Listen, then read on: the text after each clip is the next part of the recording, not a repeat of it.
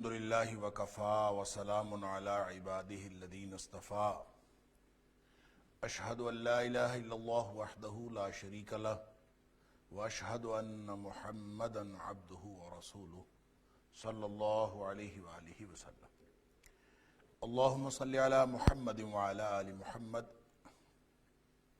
کما صلیت علی ابراہیم وعلی آل ابراہیم انک حمید مجید اللہم بارک علی محمد وعلی آل محمد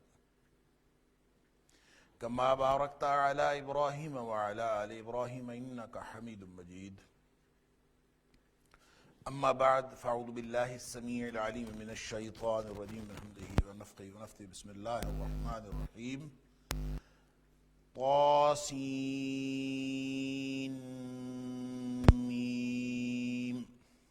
تلک آیات الکتاب المبین طاسین میم، یہ وہ آیات ہیں جو کتاب مبین کی آیات ہیں، واضح کھلی اور روشن کتاب کی آیات ہیں۔ سورۃ الشعراء آج ہم اس کا آغاز کرنے جا رہے ہیں اللہ کی توفیق سے۔ سورۃ الشعراء مکی سورت ہے اور اس میں جو خاص بات ہے سورۃ الشعراء، لفظی طور پر تو شاعر کی جمع ہے شعراء، اور قرآن حکیم کی جو سورتوں کے نام ہیں وہ مضمون کو ریفلیکٹ نہیں کرتے، یہ بات پہلے کئی دفعہ ہو چکی، لہذا اس کے نام کا مطلب یہ ہرگز نہیں ہے کہ اس میں شاعروں کی باتیں ہیں۔ البتہ اس کی جو آیت نمبر 224 ہے، غالباً 227 کل آیات ہیں اس کی، تو بالکل آخر پہ جا کے شعراء کا جو لفظ ہے یہ اس کا تذکرہ ہوا ہے، وَالشُّعَرَاءُ يَتَّبِعُهُمُ الْغَاوُونَ، کہ جو شاعر ہوتے ہیں ان کے پیچھے تو گمراہ لوگ چلتے ہیں، تو وہاں سے اس کا نام رکھ لیا گیا۔ اور جو وجوہات تسمیہ ہیں مختلف صورتوں کے، یعنی نام رکھنے کی جو وجوہات اور اسباب ہیں، یہ مختلف مقامات پر مختلف، اور یہ نام ہے، بس ذہن میں یہ رکھنا ہے، یہ نام ہے۔ ایک نام ہوتا ہے، اس کو ٹائٹل کہہ لیں، عنوان کہہ لیں، اور ایک موضوع ہوتا ہے، سبجیکٹ میٹر۔ تو یہ سبجیکٹ نہیں ہے، یہ موضوع نہیں ہے، لہذا بقرہ کا معنی یہ نہیں ہے کہ اس کے اندر گائے کی کہانی ہے، اور اسی طرح سے شعراء کا معنی یہ نہیں ہے کہ اس میں شاعروں کی باتیں ہیں۔ البتہ اس کے نام رکھنے کی وجہ کیا ہے؟ بس اس میں شعراء کا ذکر آیا ہے، یہ لفظ آیا ہے، اللہ کریم نے اس کا نام رکھ دیا۔ یہ ٹائٹلز ہیں، عنوانات نہیں ہیں، یہ موضوعات نہیں ہیں۔ موضوعات کیا ہیں؟ اس کا موضوع کیا ہے؟ مرکزی موضوع اس صورت کا کیا ہے؟ ظاہر ہے مکی ہے، تو مکی صورتوں، مکی حالات کے بارے میں اور مکی احوال کے بارے میں جو بنیادی اس وقت صورتحال پیش تھی نبی اکرم صلی اللہ علیہ وسلم اور اہل ایمان کو، تو یقیناً اسی کے بارے میں ہوگی اسپیسیفکلی۔ لیکن جب ہم اور مختلف صورتوں کا مرکزی مضمون کشید کرتے ہیں کہ اس میں سے مرکزی مضمون کیا نکلتا ہے، تو سورۃ الشعراء کا جو مرکزی مضمون ہے وہ ہے آیات، نشانیاں، دلائل، معجزات، یہ اس کا مرکزی مضمون۔ اصل میں جب آپ اس کے زمانہ نزول کو دیکھیں، یہ قریباً جو متوسط مکی دور ہے وہ 6 سن نبوی کے قریب یہ محسوس ہوتا ہے کہ اس دور میں، جس دور میں سورہ طٰہٰ اور سورہ واقعہ وغیرہ نازل ہوئی ہیں، اسی دور میں یہ صورت بھی نازل ہوئی ہے۔ اور وہ حالات یہ تھے کہ جو مزاحمتی تحریک شروع کی تھی کفار مکہ نے نبی اکرم صلی اللہ علیہ وسلم کی ان تعلیمات کے خلاف، وہ اپنے عروج پر تھی، اور اس وقت انہوں نے سارے کے سارے اپنے جتنے ہتھ کنڈے تھے وہ استعمال کر لیے تھے۔ وہ کبھی تو قرآن کو اعتراض کا نشانہ بناتے تھے، کبھی نبی پاک صلی اللہ علیہ وسلم کی ذات کو نشانہ بناتے تھے، کبھی مجنون کہتے تھے، کبھی ساحر کہتے تھے، اور مختلف قسم کے نام نبی پاک صلی اللہ علیہ وسلم کو دیتے تھے۔ اور اسی طرح پھر قرآن کے بارے میں ان کا خیال یہ تھا کہ یہ خود ساختہ ہے، من گھڑت ہے، اور جس طرح سے مختلف لوگ شاعری کرتے ہیں، اسی طرح کی ایک شاعری ہے، ایک ایک گویا ایک پرکشش کلام ہے، اس کے علاوہ کچھ نہیں ہے. کبھی کہتے تھے اساطیر الاولین ہے. تو ان ساری باتوں کا نبی پاک صلی اللہ علیہ وسلم جواب دے دے کے ان کو مطمئن کر کر کے آپ یوں کہہ لیجیے جیسے بندہ تھک جاتا ہے اور بالکل اکتا جاتا ہے. اور نبی پاک صلی اللہ علیہ وسلم کی طبیعت کے اندر بھی اس طرح کی بیزاری، اور جس کو قرآن نے کہا کہ لعلک باخع نفسک، لگتا یوں ہے کہ آپ تو اپنے آپ کو ہلاک کر بیٹھے گے کہ اس لیے کہ یہ لوگ مومن نہیں ہو رہے. یہ بہت نبی پاک صلی اللہ علیہ وآلہ وسلم کو بہت تکلیف دیتی تھی یہ بات. اور پھر خاص طور پر ایک اور بات، یعنی آپ کو شاعر کہنا، مجنون کہنا، ساحر کہنا، مختلف قسم کی کاہن کہنا، نبی کریم صلی اللہ علیہ وآلہ وسلم کے اوپر اور قرآن کے اوپر مختلف قسم کے اعتراضات اور الزامات اور ہرزہ سرائیاں. اس کے ساتھ ساتھ ایک بات وہ مسلسل کر رہے تھے، ایک تسلسل کے ساتھ ان کا مطالبہ تھا کہ کوئی نشانی دکھاؤ، کوئی معجزہ دکھاؤ، اور معجزہ آئے گا تو پھر ہم تمہاری بات مان لیں گے. کبھی کہتے تھے کوئی خزانہ ہونا چاہیے تمہارے پاس، کبھی کہتے تھے فرشتہ کو ساتھ نازل ہونا چاہیے، کوئی نشانی لے آؤ، کوئی نشانی دکھا دو. اللہ اکبر. تو اس سارے ماحول کا یوں کہہ لیجیے خلاصہ اس صورت میں پیش کر دیا گیا. اس لیے میں نے کہا کہ اس کا مرکزی مضمون آپ کہیں تو آیات، دلائل، نشانیاں، معجزات، یہ اس کا مرکزی مضمون. اور کہا یہ گیا ہے، بتایا ہی گیا ہے کہ تم نشانی مانگتے ہو تو یہ قرآن نشانی کافی نہیں ہے. تلک آیات الکتاب المبین، یہ جو کتاب مبین کی نشانیاں ہیں، اور اس میں آپ کو وہ میری بات یاد آ گئی ہوگی اور آ جانی چاہیے جو میں اکثر عرض کرتا ہوں کہ نشانیاں ارد گرد پھیلی ہوئی کائنات میں بھی ہیں اور نشانیاں اس قرآن کے اندر بیان ہونے والی بھی ہیں. وہ نشانیاں جو ارد گرد پھیلی ہوئی کائنات میں ہیں یا اس قرآن میں ہیں، ان میں کوئی تفاوت اور تضاد نہیں، اور یہ مستقل نوعیت کی نشانیاں. آپ یوں کہہ لیجئے کہ کچھ نشانیاں تو وہ ہیں جو ہر وقت انسان اپنے ارد گرد دیکھتا ہے، انہی کا مطالعہ قرآن میں بھی کرتا ہے، مستقل نوعیت کی نشانیاں. اور کچھ نشانیاں ایسی ہیں، یہ ایسے معجزات اور ایسے دلائل ہیں جو خاص نبیوں کو خاص وقت میں عطا ہوئے. صالح علیہ السلام کی قوم کو اونٹنی ملی، موسیٰ علیہ السلام کو عصا ملا، ید بیضا ملا. مختلف لوگوں کو، مختلف انبیاء کو اللہ کریم معجزات عطا فرماتا ہے، وہ بھی نشانیاں ہیں. لہذا وہ نشانیاں ہوں جو مستقل نوعیت کی ہیں یا وہ نشانیاں ہوں جو عارضی اور خاص نوعیت کی ہیں، ساری کی ساری نشانیوں کا تذکرہ اللہ کریم نے یہاں فرما دیا ہے اور فرمایا کہ نشانیاں تو ساری آ چکی ہیں، اب تم ڈھونڈتے کیا ہو؟ تم کس چیز کو ڈھونڈ رہے ہو؟ گویا تمہارے ایمان نہ لانے کی وجہ کسی نشانی کا نہ آنا نہیں ہے، معجزے کا وجود پذیر نہ ہونا نہیں ہے تمہاری وجہ. تمہاری وجہ، تمہارے ایمان نہ لانے کی وجہ ڈٹائی ہے، ہٹ دھرمی ہے. کہ جو بندہ ہٹ دھرم ہو جائے، ڈھیٹ ہو جائے، بے شرم ہو جائے، اس کا تو کوئی علاج نہیں ہے، اس کو جتنی مرضی نشانیاں دکھاتے جائیں. تو قرآن کہتا ہے کہ تلک آیات الکتاب، یعنی پہلی آیت کے اندر پورا خلاصہ. پہلی آیت کہہ لیجئے کہ وہ تو حروف مقطعات ہیں، اس کے بارے میں پہلے کئی دفعہ بات ہو چکی، دہرانے کی ضرورت نہیں ہے. لیکن کچھ صورتیں بہرحال جو جس حروف مقطعات سے شروع ہوتی ہیں ان کا کوئی مقصد تو ہے. اللہ تعالیٰ نے بے مقصد اور بے حکمت تو ان حروف کو نہیں رکھا. اس کی تفصیلات پہلے ساری ہم ذکر کر چکے حروف مقطعات کے حوالے سے. لیکن یہ جو طاسین ہے نا، اس کے بارے میں نبی پاک صلی اللہ علیہ وسلم کے خصوصی جو فرمان ہے وہ ابن عباس رضی اللہ تعالیٰ عنہ کے حوالے سے امام قرطبی اور امام شوکانی نے نقل کیا ہے اپنی تفسیروں کے اندر. وہ کہتے ہیں کہ نبی پاک صلی اللہ علیہ وسلم نے صورتوں کی تقسیم فرمائی، اور آپ یہ فرماتے ہیں کہ اللہ کریم نے تورات کی جگہ پر مجھے 7 طوال عطا کی. 7 جو سب سے لمبی صورتیں ہیں وہ اللہ تعالیٰ نے مجھے تورات کی جگہ عطا کی، اور انجیل کی جگہ پر مجھے مئین یا میون جو وہ صورتیں عطا کی جن کی آیات کی تعداد 100 یا 100 سے زیادہ ہے، مجھے اللہ تعالیٰ نے وہ عطا کی. اور اسی طرح زبور کی جگہ نبی کریم صلی اللہ علیہ وسلم فرماتے ہیں، یہ ابن عباس رضی اللہ تعالیٰ عنہ کے حوالے سے امام طبری اور امام قرطبی اور امام شوکانی نقل کر رہے ہیں کہ طاسین سے شروع ہونے والی جتنی صورتیں ہیں یہ اللہ تعالیٰ نے مجھے زبور کی جگہ عطا فرمائی.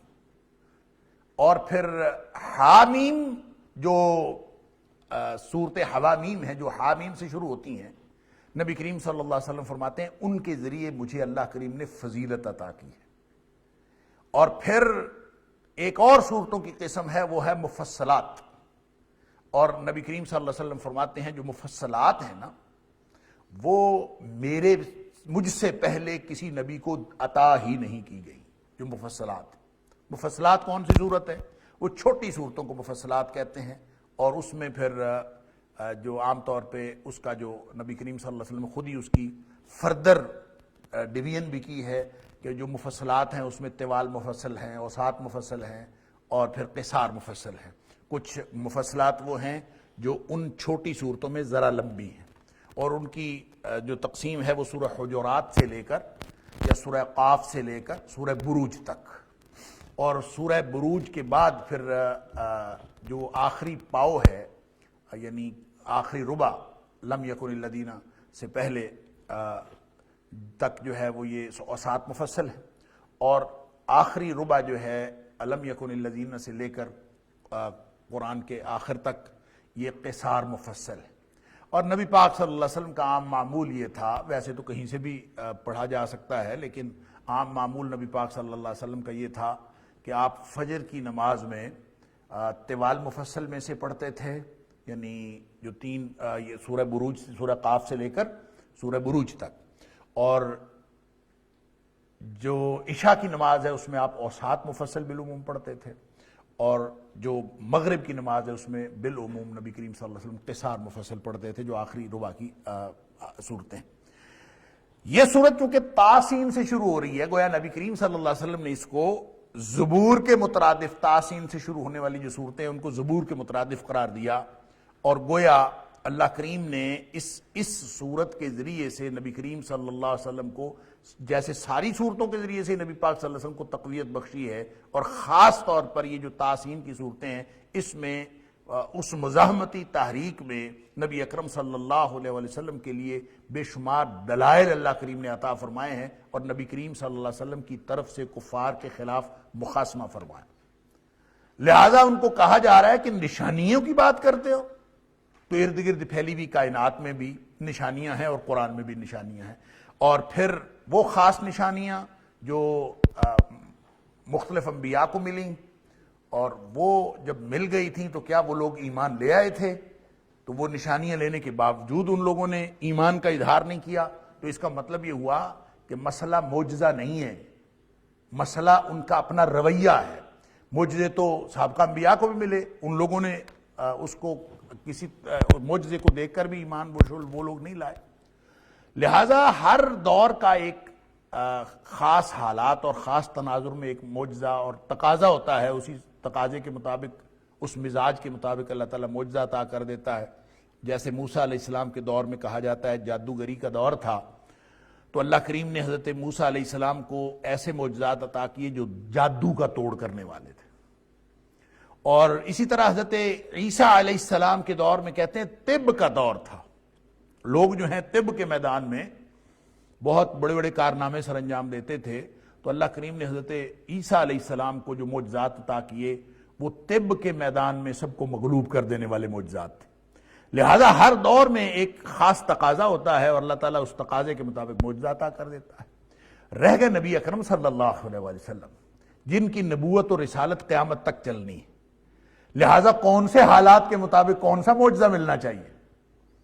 یعنی ہم تو ہر صدی کے بعد جو ہیں وہ نئے تقاضوں کا شور مچا دیتے ہیں. 21ویں صدی کے تقاضے اور ہیں، 20ویں صدی کے تقاضے اور ہیں. اور آپ اگر مغرب کا جو علمی رجحان دیکھیں تو وہاں بھی ہر صدی کے بعد جو ہے وہ علمی رجحان چینج ہو رہا ہوتا ہے. کبھی لاجیکل پازیٹیوزم ہوتا ہے، کبھی جو ہے وہ فلسفیکل امپیریسزم ہوتا ہے، اور کبھی سائنٹیفک ایولیوشن ہوتی ہے، کبھی کچھ ہوتا ہے. ہر صدی کا ایک اپنا مزاج. تو کس کو کس حالات کے تحت کیا معجزہ، کیا نشانی دی جائے؟ تو اللہ کریم نے نبی اکرم صلی اللہ علیہ وسلم کو قیامت تک کے لیے زندہ معجزہ عطا کیا، اور وہ زندہ معجزہ قرآن حکیم ہے. تلک آیات الکتاب المبین، یہ ہے معجزہ. اور اس کی تفصیل نبی کریم صلی اللہ علیہ وسلم کی حدیث میں بھی آئی ہے، اور اس پہ گفتگو پہلے شروع میں ہو چکی، میں صرف ایک حدیث کی طرف اشارہ کر کے بات ہم آگے چلاتے ہیں اللہ کے فضل سے، کہ نبی پاک صلی اللہ علیہ وسلم نے اسی بات کو یوں ارشاد فرمایا، بخاری شریف کے اندر یہ حدیث ہے، نبی پاک صلی اللہ علیہ وسلم نے فرمایا ما من الانبیاء نبی الا اعطی ما مثلہ آمن علیہ البشر۔ اللہ کریم ہر نبی کو کوئی نہ کوئی معجزہ عطا کرتا رہا، کوئی نہ کوئی نشانی عطا کرتا رہا اللہ کریم، تاکہ لوگ اس کو دیکھ کر اس کے اوپر ایمان لے آئیں۔ اور ظاہر ہے کہ لوگ ایمان لائے یا نہیں لائے یہ ایک الگ بات ہے، لیکن ہر نبی کو کوئی نہ کوئی معجزہ، کوئی نہ کوئی نشانی عطا ہوتی رہی۔ وَإِنَّمَا كَانَ الَّذِي أُوتِيتُ، نبی پاک صلی اللہ علیہ وسلم فرماتے ہیں پھر جو نشانی مجھے اللہ نے عطا فرمائی ہے، سبحان اللہ، وحیاً، وہ اللہ کریم نے یہ وحی عطا فرمائی، قرآن عطا فرمایا، اوحاہ اللہ تعالی الی، اللہ کریم نے میری طرف اس کو وحی فرمایا۔ اب یہ معجزہ اللہ تعالیٰ نے دیا۔ اب معجزہ کس لیے ہوتا ہے؟ تو تاکہ لوگ دیکھ کر ایمان لائیں۔ اب جتنا پاورفل معجزہ ہوگا، جتنا طاقتور معجزہ ہوگا، وہ اتنا لوگوں کو اٹریکٹ کرے، اتنا زیادہ امکان پیدا ہوگا کہ لوگ مسلمان ہو جائیں، لوگ ایمان لے آئیں۔ تو نبی کریم صلی اللہ علیہ وسلم کو عصا تو نہیں دیا گیا جو پھینکیں تو سانپ بن جائے، آپ کو ید بیضہ تو نہیں دیا گیا، اور آپ کو اس طرح کے جو حصی معجزات ہیں وہ تو عطا نہیں کیے گئے، آپ کو علمی معجزہ عطا کیا گیا۔ نبی پاک صلی اللہ علیہ وسلم فرماتے ہیں لیکن اس کے اندر طاقت وہ ہے جو سابقہ کسی معجزے کے اندر نہیں۔ فرمایا کہ میں اب اللہ سے امید رکھتا ہوں، ارجو من اللہ تعالی ان اکون اکثر تابعا یوم القیامہ، معجزہ اتنا طاقتور ہے جو مجھے عطا ہوا ہے کہ میں اللہ سے امید رکھتا ہوں کہ میں قیامت والے دن میرے پیروکار سب سے زیادہ ہوں گے۔ کیوں؟ اس لیے کہ جو طاقت اس قرآن کے اندر ہے وہ کسی اور معجزے کے اندر نہیں۔ لہذا اس پوری سورت کے مضمون کو اللہ کریم نے اس آیت کے اندر سمیٹ دیا ہے، تلک آیات الکتاب المبین، یہ نشانیاں ہیں کھلی واضح اور روشن کتاب کی۔ اور یہ واضح اور روشن کتاب دو اعتبار سے ہے، ایک تو اس اعتبار سے کہ اس کا منزل من اللہ ہونا روشن اور واضح ہے، یہ اللہ کی کتاب ہے، اس کے بارے میں جتنے تمہاری ہرزہ سرائیاں ہیں اور جتنی تمہاری بکواسات ہیں اس کی کوئی حیثیت نہیں ہے، اللہ کا کلام۔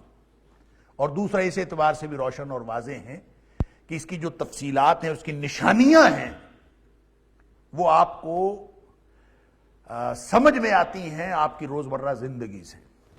آپ جب ارد گرد کائنات کو دیکھتے ہو تو قرآن زمین میں پھیلی ہوئی نشانیاں، آسمان میں پھیلی ہوئی نشانیاں، آپ کے وجود میں پھیلی ہوئی نشانیاں، ان ساری نشانیوں کو قرآن انہی نشانیوں کو تو بیان کرتا ہے۔ لہذا یہ نشانیاں تلک آیات الکتاب المبین، اور وہ نشانیاں جو ارد گرد پھیلی ہوئی ان میں تو تضاد اور تفاوت ہے ہی نہیں۔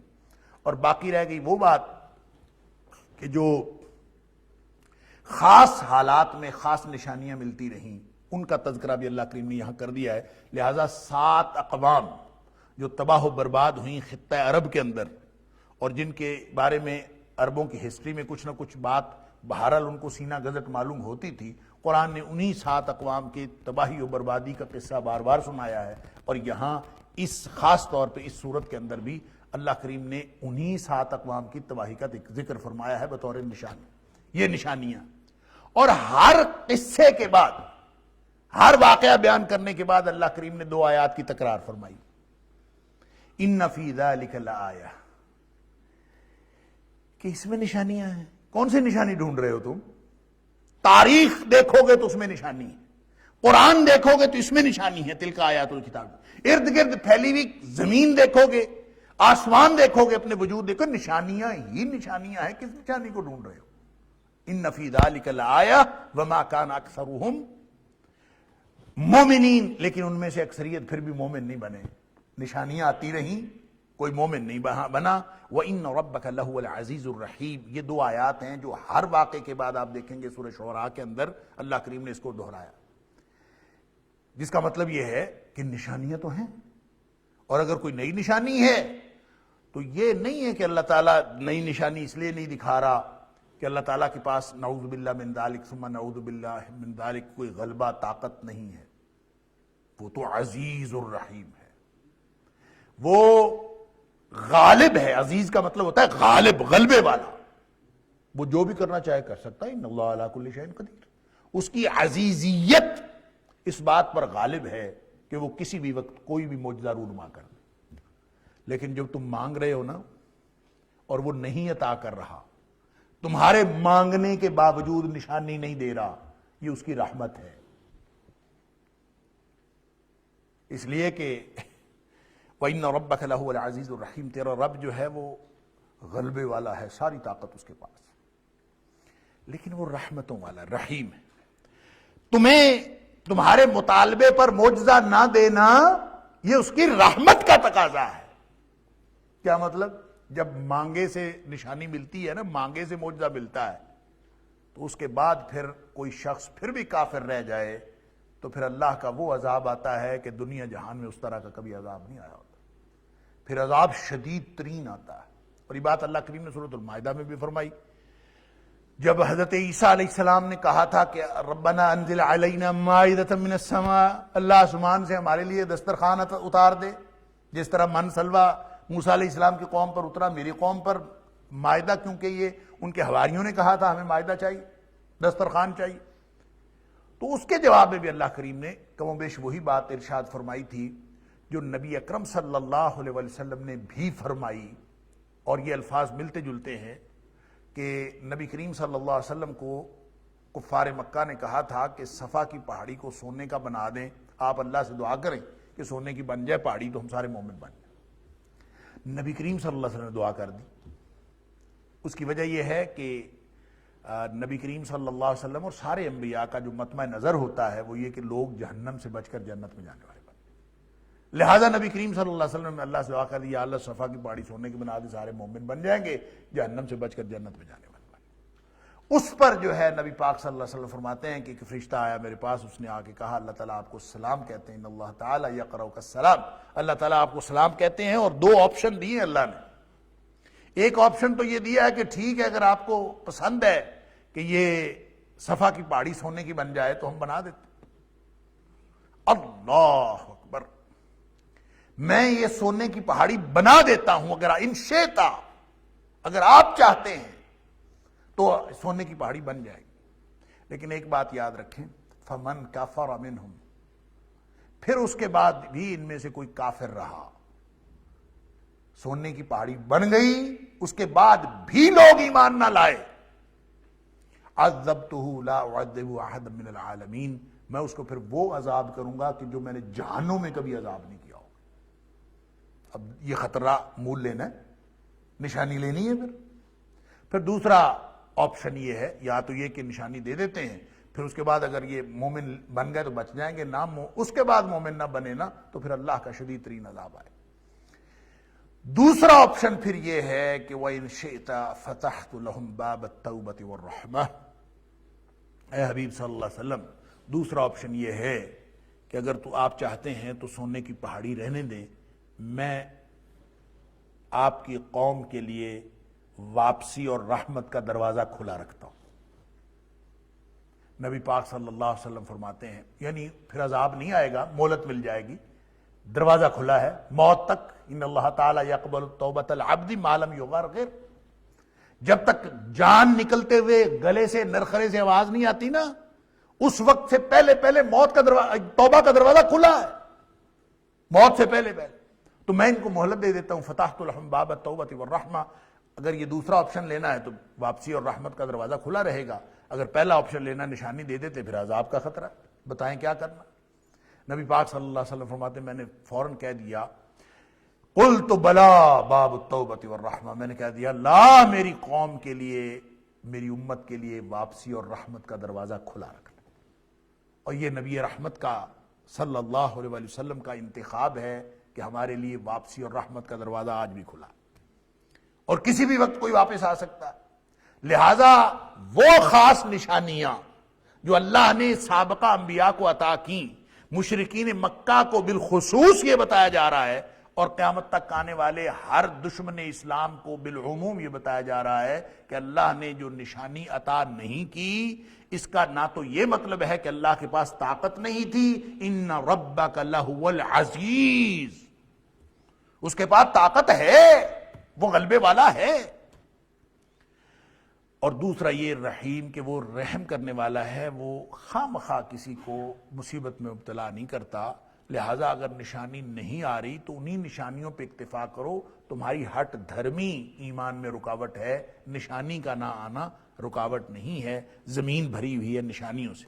لہٰذا ان 227 آیات میں سے تقریباً 185 آیات جو ہیں وہ سابقہ انبیاء کی یہ جو 7 اقوام ہیں ان کی تباہی و بربادی کا تذکرہ ہے، اور ہر ایک کے بعد یہ 2 آیات جو ہیں وہ ان کی تکرار ہے، ان فی ذلک لآیہ، اس میں بھی نشانی ہے، وما کان اکثر مومنین، لیکن لوگ جو ہے مومن نشانی حاصل کرنے کے باوجود ان میں سے اکثریت مومن نہیں بنی، یہ سمجھایا جا رہا ہے نشانی مسئلہ نہیں ہے، نشانیاں تو پھیلی ہوئی، لہذا اس مرکزی مضمون کو ذہن میں رکھتے ہوئے آپ اس کو اگر حصوں میں تقسیم کریں گے مضامین کو، تو آیت نمبر 1 سے لے کر 9 تک اللہ تعالیٰ کے غلبے اور رحمت کی بات اور تمہید کی آیات کیا ہوتی ہیں، تلک آیات الکتاب المبین، یہ نشانیاں موجود ہیں، دلائل توحید موجود ہیں، اور آیت نمبر 10 سے 68 تک حضرت موسیٰ علیہ السلام اور فرعون کا قصہ ہے،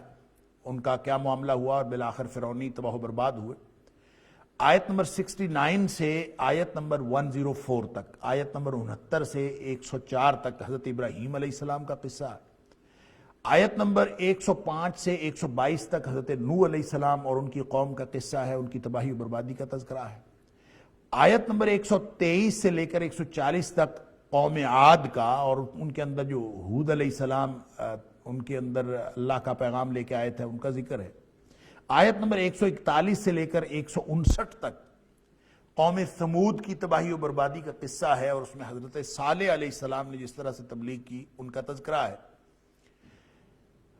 اور آیت نمبر 160 سے لے کر 175 تک قوم لوط کا تذکرہ ہے، اور ان کی حضرت لوط علیہ السلام نے کس طرح سے ان کو تبلیغ کی اور پھر انہوں نے کس طرح سے ہٹ دھرمی اور بے حیائی کا مظاہرہ کیا اور پھر تباہ و برباد ہوئے، ان کا ذکر ہے۔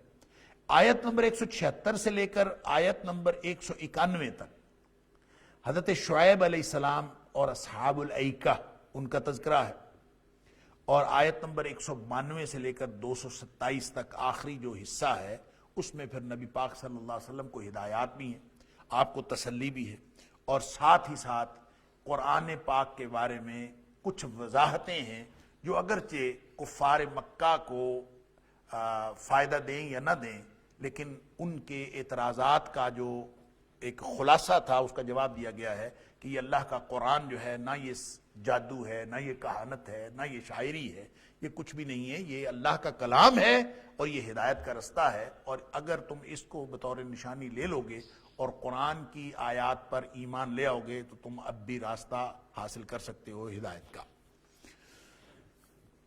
اعوذ باللہ من الشیطان الرجیم، بسم اللہ الرحمن الرحیم، طاسین میم، تلک آیات الکتاب المبین۔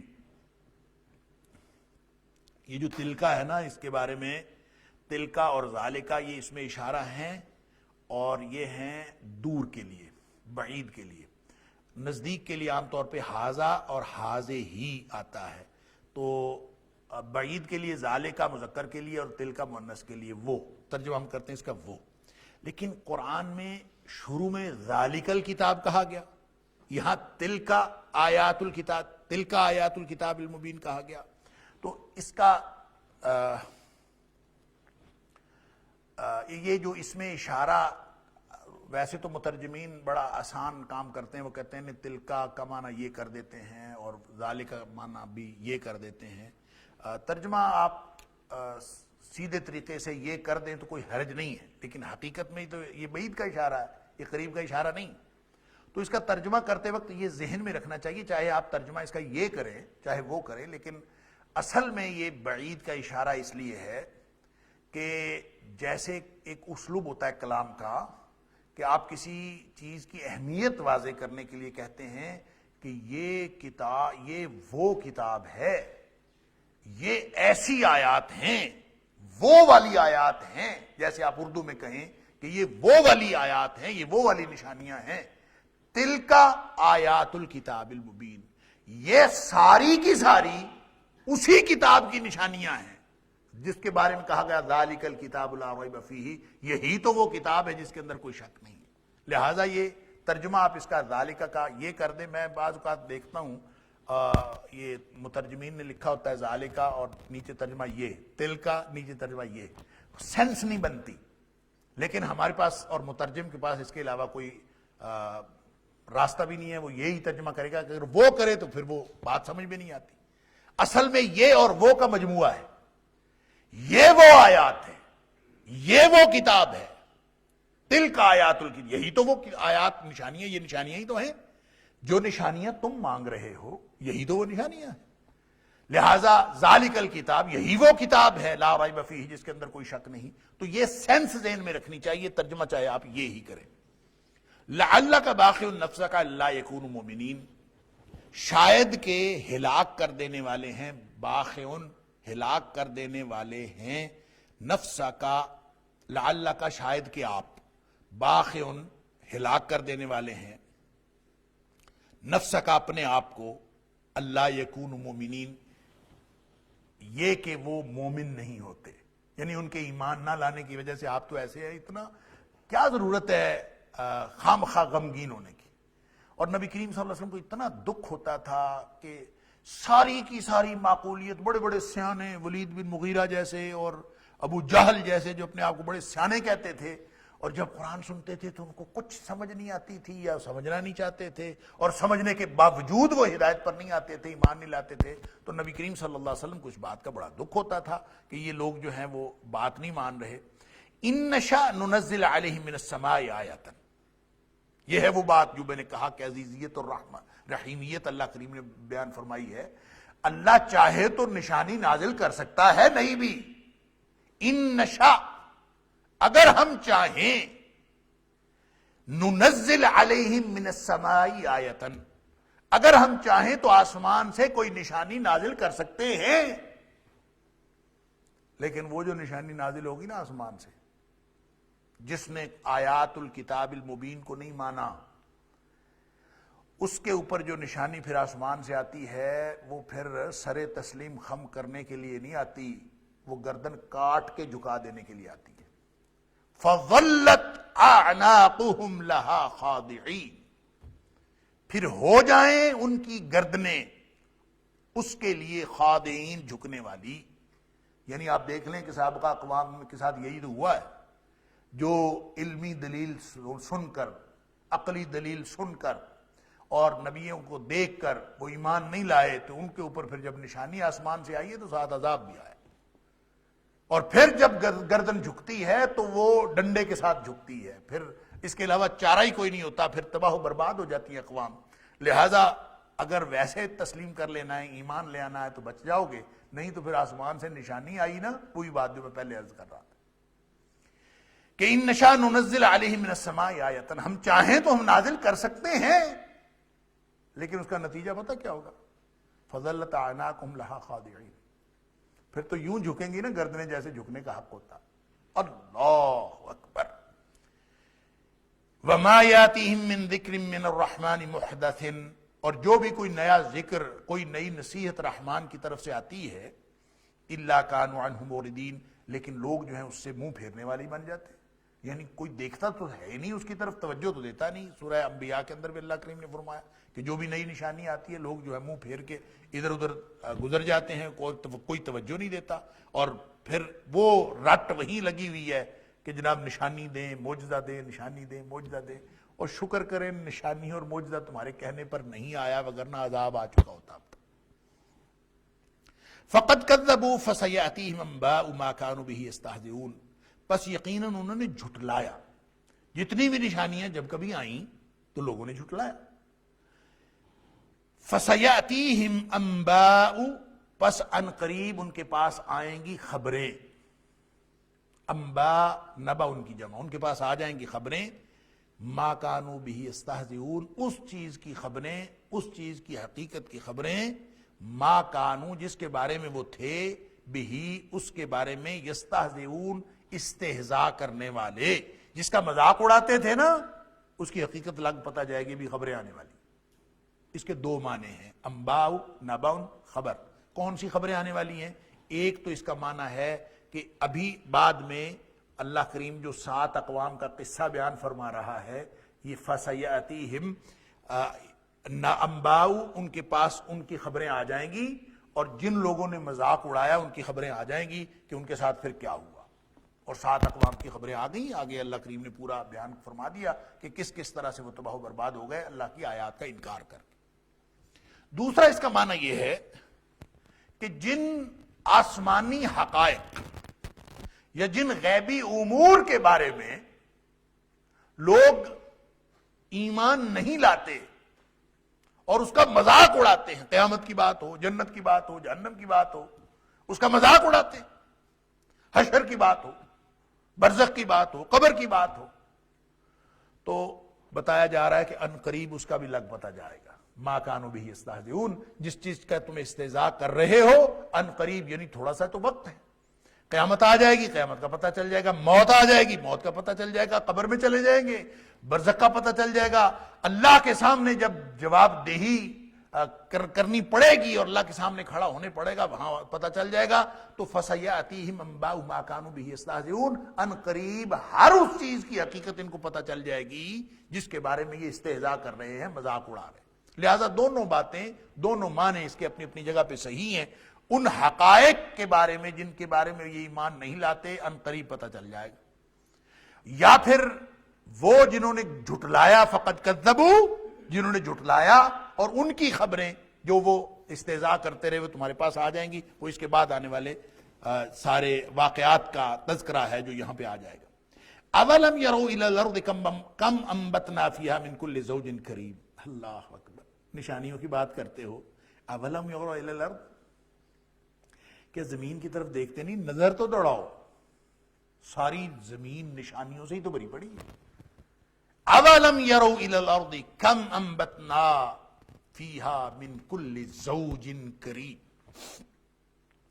کتنی ہم نے بہترین اور عمدہ چیزیں اس دنیا میں، اس کائنات میں پیدا کر رکھی ہیں، ان کو ہی دیکھو، یہ کوئی نشانیاں کم ہیں؟ دیکھنے والی آنکھ ہو، نشانیاں تو کم نہیں ہیں۔ یہ جو اولم یروا الی الارض ہے، اس میں ایک بہت، قرآن سارا کا سارا بڑا بلیغ، سبحان اللہ، حکمتوں سے بھرا ہوا۔ کہتے ہیں کہ یہ جو اولم ہے جہاں کہیں بھی آتا ہے اصل میں یہ وَأَلَمْ ہوتا ہے، حمزہ استفہام کا، واو عطف کا۔ تو اگر یہ واو پہلے، یعنی واو پہلے ہے، علم یرو بعد میں ہے، اور یہ عام طور پہ اسی طرح ہوتا ہے، لیکن اس کا قرآنی اسلوب یہ ہے کہ وہ جو حمزہ چونکہ استفہام کا ہے اس کو پہلے لایا جاتا ہے اور واو کو بعد میں کر دیا جاتا ہے۔ اولم حقیقت میں عطف بھی ہے، استفہام بھی ہے، کہ کیا انہوں نے دیکھا نہیں؟ اب یہ جو اور آتا ہے تو اور کا مطلب ہوتا ہے کہ پیچھے کوئی اور بات بھی ہے، کسی اور چیز کا بھی ذکر ہے۔ تو کون سی چیز کا ذکر ہے؟ کسی اور نشانیوں کا پیچھے ذکر ہے، پھر اس کے ساتھ یہ زمین کی نشانیوں کی بات اللہ کریم بتا رہا۔ تو اس کے دو یعنی پہلو ہو سکتے ہیں اس عطف کے۔ ایک تو عطف ہو سکتا ہے کہ تلک آیات الکتاب المبین جو ہے، ایک تو وہ نشانیاں ہیں جو اس قرآن میں ہیں۔ اولم یروا الی الارض، پھر یہ زمین میں، اور یہ زمین میں نہیں دیکھتے، یعنی زمین کے اندر کھلی نشانیاں، تو کتاب والی نشانیاں اور زمین والی نشانیاں، یہ بھی ہو سکتا۔ اور دوسرا اس کی تعویل یا دوسرا جو مفسرین کا خیال یہ ہے کہ اس کا پہلو یہ ہے کہ یہ عطف اس لیے ہے کہ یہاں اصل میں یہ اسلوب بتا رہا ہے کہ الی الارض کے ساتھ الی السماء کا ذکر بھی ہوگا، اس لیے یہ واو عطف کا ہے۔ یعنی اصل جو بتایا جا رہا ہے کہ زمین و آسمان کی طرف نہیں دیکھتے، تو اصل میں یہ تھا الم یروا الی السماء وَأَلَمْ يَرَوْا إِلَى الْأَرْضِ، تو اس کو اولم یروا الی الارض، اور کیا یہ زمین کی طرف نہیں دیکھتے؟ تو یہ اصل میں قرآن کا جو ایجاز و اختصار اور قرآن کا جو بلیغ اسلوب ہے وہ بتا رہا ہے اس کا تعلق صرف زمین کے ساتھ نہیں ہے بلکہ ساری کائنات کے ساتھ ہے کہ زمین و آسمان میں دیکھو، ان کی طرف نہیں دیکھتے. کم انبتنا فیہا، زمین میں ہم نے کتنا کچھ اگایا ہے. کتنا انبتنا فیہا، زمین میں ہم نے کتنا کچھ اگایا ہے. من کل زوج کریم، ہر طرح کے عمدہ جوڑوں میں. زوج جوڑا بھی ہوتا ہے، کریم کا مطلب عمدہ، نفیس، بہترین، کوئی بھی ترجمہ آپ کر سکتے ہیں. تو زوج جوڑا بھی ہوتا ہے اور زوج مختلف کے لیے بھی آتا ہے، ڈائیورسٹی کے لیے. جیسے سورہ طٰہٰ میں ہم پڑھا ہے ازواجا منہم زہرۃ الحیات الدنیا ولا تمدن عینیک الی ما متعنا به ازواجا منہم زہرۃ الحیات الدنیا. ازواجا منہم، ازواجا منہم کا وہاں پہ کیا معنی ہے؟ مختلف لوگوں کو. تو زوج ڈائیورسٹی کے لیے آتا ہے کہ زوج کریم، کتنی عمدہ بہترین کائنات اور بہترین چیزیں یہاں پہ ہیں. آپ ایک ایک چیز کو دیکھتے جائیں، شجر و حجر کو دیکھیں، انسانوں کو دیکھیں، یہاں پہ اگنے والی چیزوں کو دیکھیں، یہاں کنسٹرکشن ہونے والی جو بلڈنگ ہیں ان کو دیکھیں، ایک ایک چیز کو آپ دیکھتے جائیں تو یہ ساری نشانیاں ہیں. کیا ان کی طرف نہیں دیکھتے؟ ان فی ذلک لآیہ، یہی تو وہ ساری نشانیاں. ان فی ذلک، ان سب میں لآیہ نشانی، وہی تو نشانی لآیہ لازماً نشانی ہے. یعنی جو مانگ رہے ہو وہ نشانی تو تمہارے پاس پہلے سے موجود ہے. لیکن ہوا کیا؟ وما کان اکثرہم مؤمنین، اکثریت ایمان نہیں لاتی، پھر بھی نہیں لاتی. وَإِنَّ رَبَّكَ لَهُوَ الْعَزِيزُ الرَّحِيمُ، اور بے شک تیرا رب یقیناً وہی غلبے والا ہے اور وہی ہمیشہ رحم کرنے والا. دیکھیں اس کی رحمت جو ہے الرحمن الرحیم، ہم شروع میں پڑھائے ہیں، بسم اللہ کے اندر بھی ہے، الحمدللہ رب العالمین کے اندر مستقل آیت ہے. تو وہ الرحمن بھی ہے، الرحیم بھی ہے. مختلف اس کی انٹرپریٹیشنز ہیں. اس میں جو رحیم ہے، یہ بات ذہن میں رکھیں، یہ فعیل کے وزن پہ ہے. فعیل کے اندر یہ خاصیت پائی جاتی ہے اس وزن کے اندر کہ اس کے اندر استقلال پایا جاتا. لہذا رحیم، رحمت کی وہ صفت ہے جو ہمیشہ رہتی ہے. لہذا کافر بھی اس رحمت سے استفادہ کر رہے ہیں. اللہ کا عذاب نہیں آ رہا تو یہ اس کی رحمت ہے. کافر کفر کر رہا ہے، ظالم ظلم کر رہا ہے، مشرک شرک کر رہا ہے، لیکن وہ کتنا غفور الرحیم ہے کہ پھر بھی عذاب نہیں نازل کر رہا. تو وہ رحیم ہے، عزیز بھی ہے، رحیم بھی ہے. اب یہاں سے آیت نمبر 10 سے آغاز ہو گیا پہلا قصہ جو حضرت موسیٰ علیہ السلام کا ہے. یہ آیت نمبر 68 تک چلتا ہے.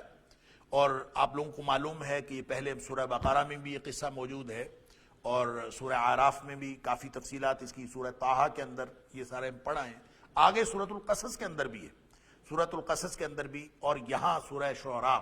یعنی یہ 5 سورتوں کے اندر مل کے یہ اس کی تفصیل بنتی ہے. ویسے سب سے زیادہ قرآن حکیم میں حضرت موسیٰ علیہ السلام کا قصہ ہے. اس کی وجہ ایک تو حضرت موسیٰ علیہ السلام کے اور نبی اکرم صلی اللہ علیہ وسلم کے حالات کا موافق ہونا، ایک دوسرے کے مطابق ہونا ہے، اور ان کی تبلیغ، اور پھر سارے انبیاء کے ساتھ ہی ہے نبی پاک صلی اللہ علیہ وسلم کے، لیکن خاص طور پہ جو حالات اور واقعات ہوئے ہیں وہ کم و بیش ملتے جلتے ہیں نبی اکرم صلی اللہ علیہ وسلم کے، حضرت موسیٰ علیہ السلام کے. اور اللہ کریم نے اور بھی اس کی وجوہات ہیں کہ چونکہ بنی اسرائیل جو ہیں وہ ایک پورا لڑی چل رہی تھی، اور ان کو بھی بتانا مقصود تھا کہ بنی اسرائیل کے ہاں موسیٰ علیہ السلام کی جو حیثیت ہے تو نبی اکرم صلی اللہ علیہ وسلم کو بھی موسیٰ علیہ السلام کے ساتھ وہی تعلق ہے. جیسا کہ جو حدیث میں آتا ہے روزوں کے بارے میں کہ نبی پاک صلی اللہ علیہ وسلم مدینہ طیبہ تشریف لے گئے تو پتہ چلا کہ وہ جو یہودی ہیں وہ روزہ رکھتے ہیں اور کہتے ہیں کہ موسیٰ علیہ السلام کو اللہ تعالیٰ نے نجات دی تھی. تو نبی پاک صلی اللہ علیہ وسلم نے فرمایا ہمارا حق موسیٰ علیہ السلام پر زیادہ ہے. لہٰذا اس طرح کے اور بھی اسباب ہیں، اس میں بات ہو چکی پہلے ساری تفصیل. میں صرف یہ عرض کرنا چاہتا ہوں کہ یہ موسیٰ علیہ السلام کا قصہ سب سے زیادہ قرآن حکیم میں بیان ہوا ہے، اور یہاں بھی اللہ کریم نے اولیت اسی کو دی ہے. اور ان سارے آیات نشانیوں اور ان سارے واقعات کے بیان میں کوئی مقصد نہیں ہوتا کہانی سنانا یا لوگوں کو کوئی تاریخ کا واقعہ بتانا مقصود ہوتا ہے، نہیں.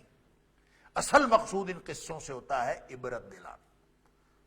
لقد کان فی قصصہم لعبرۃ، ان کے اندر عبرت ہے، نشانی ہے. لہذا وہ جو عبرت ہے اور وہ جو نشانی ہے وہ آپ اس کا پہلو ذہن میں رکھیں. کہانی بنانے والا اور پورا آپ یہی اسی وجہ سے ہم دیکھتے ہیں کہ ان واقعات کو اگر آپ ان کا سیکوینس بنانے کی کوشش کریں تو بہت سارے درمیان میں آپ کو گیپس نظر آتے ہیں, کہانی پوری نہیں ہوتی. قرآن صرف وہ پہلو بیان کرتا ہے جس کا تعلق ہدایت, نصیحت اور عبرت کے ساتھ ہوتا ہے. وَإِذْ نَادَى رَبُّكَ مُوسَىٰ, اور اس وقت کو یاد کرو جب نادا ربک, تیرے رب نے آواز دی موسیٰ علیہ السلام کو, ان ائت القوم الظالمین, کہ آپ ظالموں کی قوم کی طرف جاؤ. ان ائت, آؤ یا جاؤ دونوں ترجمہ کیا جا سکتا ہے کہ ظالموں کی قوم کی طرف جاؤ. ظالم کون تھے؟ یہ اس سے مراد قوم قبط ہے, قوم فرعون ہے. آگے فرما بھی دیا قوم فرعون, وہ ظالم قوم کون سی تھی؟ قوم فرعون. اور ان کو جا کے کہو الا یتقون, وہ ڈرتے نہیں. یعنی موسیٰ علیہ السلام کو حکم ہوا, رب نے کہا کہ آپ ان کی طرف جاؤ. ظالم کیوں تھے؟ مشرک تھے. ان الشرک لظلم عظیم, ظالم تھے, اللہ کا حق اللہ کو نہیں دیتے تھے, انسانوں کا حق انسانوں کو نہیں دیتے تھے, ہر طرح کا ظلم روا رکھتے تھے. اس لیے فرمایا کہ ان کی طرف جاؤ, قبطی قوم کی طرف, قوم فرعون, اور وہی قوم فرعون ہے. الا یتقون, کیا وہ لوگ ڈرتے نہیں؟ قال رب انی اخاف ان یکذبون, موسیٰ علیہ السلام نے کہا کہ اللہ مجھے تو ڈر لگ رہا ہے, انی اخاف, مجھے ڈر ہے, خدشہ ہے, ان یکذبون, کہ وہ میری تکذیب کریں, میری بات مانیں گے نہیں. وَيَضِيقُ صَدْرِي, مجھے گھبراہٹ ہو رہی, میرا سینہ تنگ ہو رہا ہے. یضیق صدری, میرا سینہ تنگ پڑ رہا ہے. وَلَا يَنطَلِقُ لِسَانِي, اور میری جو زبان ہے وہ تیز نہیں چلتی. یعنی زبان جو ہے میری, کیونکہ موسیٰ علیہ السلام کی زبان میں کہتے ہیں لکنت تھی, تو انہوں نے گویا یہاں تو یہ بات نہیں ہوئی جہاں انہوں نے گویا مطالبہ کر رہے ہیں کہ میرے ساتھ میرا بھائی بھیج دیجئے. ہوا افصح منی لسانا, وہ زبان کے اعتبار سے میرے سے زیادہ اچھی گفتگو کر لیتا ہے. تو وَيَضِيقُ صَدْرِي, میرا سینہ تنگ پڑ رہا ہے, گھبراہٹ ہوتی ہے کہ ایک فرعون, ایک اتنا بڑا وقت کی سپر پاور, اور ایک اکیلا آدمی اس کو جا کے, تو یہ تقاضۂ بشری کے تحت یہ خدشات لاحق ہونا یہ انبیاء کے منصب کے خلاف نہیں ہے. وَيَضِيقُ صَدْرِي, میرا سینہ تنگ پڑ رہا ہے, یعنی گھبراہٹ ہو رہی ہے. وَلَا يَنطَلِقُ لِسَانِي, اور میری زبان تیز نہیں چلتی. فَأَرْسِلْ إِلَىٰ ہارون, اے اللہ تو یہ پیغام ہارون کی طرف بھی بھیج. فَأَرْسِلْ, پس بھیج, إِلَىٰ ہارون, ہارون علیہ السلام ان کے بھائی تھے, تاکہ ہم دونوں چلے جائیں. اور اس کی تفصیل باقی جگہوں پہ آپ دیکھ سکتے ہیں, بقرہ, سورہ اعراف, سورہ طٰہٰ اور سورہ قصص میں. وَلَهُمْ عَلَيَّ ذَنْبٌ, ایک اور مسئلہ ہے, بھائی کو ساتھ بھیجنے کے لیے ضروری ہے کہ میں اکیلا جاؤں گا, اور اپنے اس خدشے کی تفصیل بتا رہے ہیں, اس کی وجہ بتا رہے ہیں, اس کو جسٹیفائی کر رہے ہیں کہ خدشہ کیوں ہے. وَلَهُمْ عَلَيَّ ذَنْبٌ, لفظی معنی ہے وَلَهُمْ, اور ان کا, علیہ, میرے اوپر, ذنبٌ, ایک گناہ ہے. یعنی میں ان کے حساب سے میں تو ان کا مجرم ہوں. وَلَهُمْ عَلَيَّ ذَنْبٌ, ان کے نقطہ نظر سے میں ان کا مجرم ہوں. اور ظاہر ہے کہ فَأَخَافُ أَن يَقْتُلُونِ, مجھے یہ ڈر لگتا ہے کہ میرا خیال ہے کہ مجھے خوف ہے مجھے قتل کر دیں گے. اور یہ ذنبن سے کیا مراد ہے؟ وہی جو ایک مکہ مارا تھا قبطی کو اور وہ مر گیا تھا. تو اب اس کا جب ان کو پتہ چل گیا تھا تو موسیٰ علیہ السلام وہاں سے نکل گئے. تو موسیٰ علیہ السلام کو یہ خدشات لاحق ہیں کہ میں اب جاؤں گا, ایک تو وقت کی سپر پاور ہے, فرعون کے پاس طاقت بہت ہے, دوسرا یہ کہ میرے بارے میں پہلے ہی انہوں نے ایک فرد جرم عائد کی ہوئی ہے کہ جناب میں نے قبطی کو قتل کیا تھا, اس لیے مجھے لگتا ہے کہ وہ کہیں مجھے قتل نہ کر دیں. یہ خدشات تھے. انہوں نے خدشات کا اظہار اپنے رب کے سامنے کر دیا. کوئی نہ اس میں گناہ ہے, نہ یہ منصب نبوت کے, منصب رسالت کے منافی ہیں. جو بھیجنے والا ہے, جو اللہ مالک الملک ہے, اس کے سامنے سارے انبیاء بھی اسی طرح عاجز ہیں جس طرح عام انسان عاجز ہے. اس عاجزی کا اظہار ایک نبی اگر اللہ کے سامنے کرے تو اس میں کوئی اس کے منصب رسالت اور شان رسالت کے خلاف نہیں. ہاں اگر نبی باقی لوگوں کے سامنے عاجزی کا اظہار کرے تو یہ منصب کے خلاف.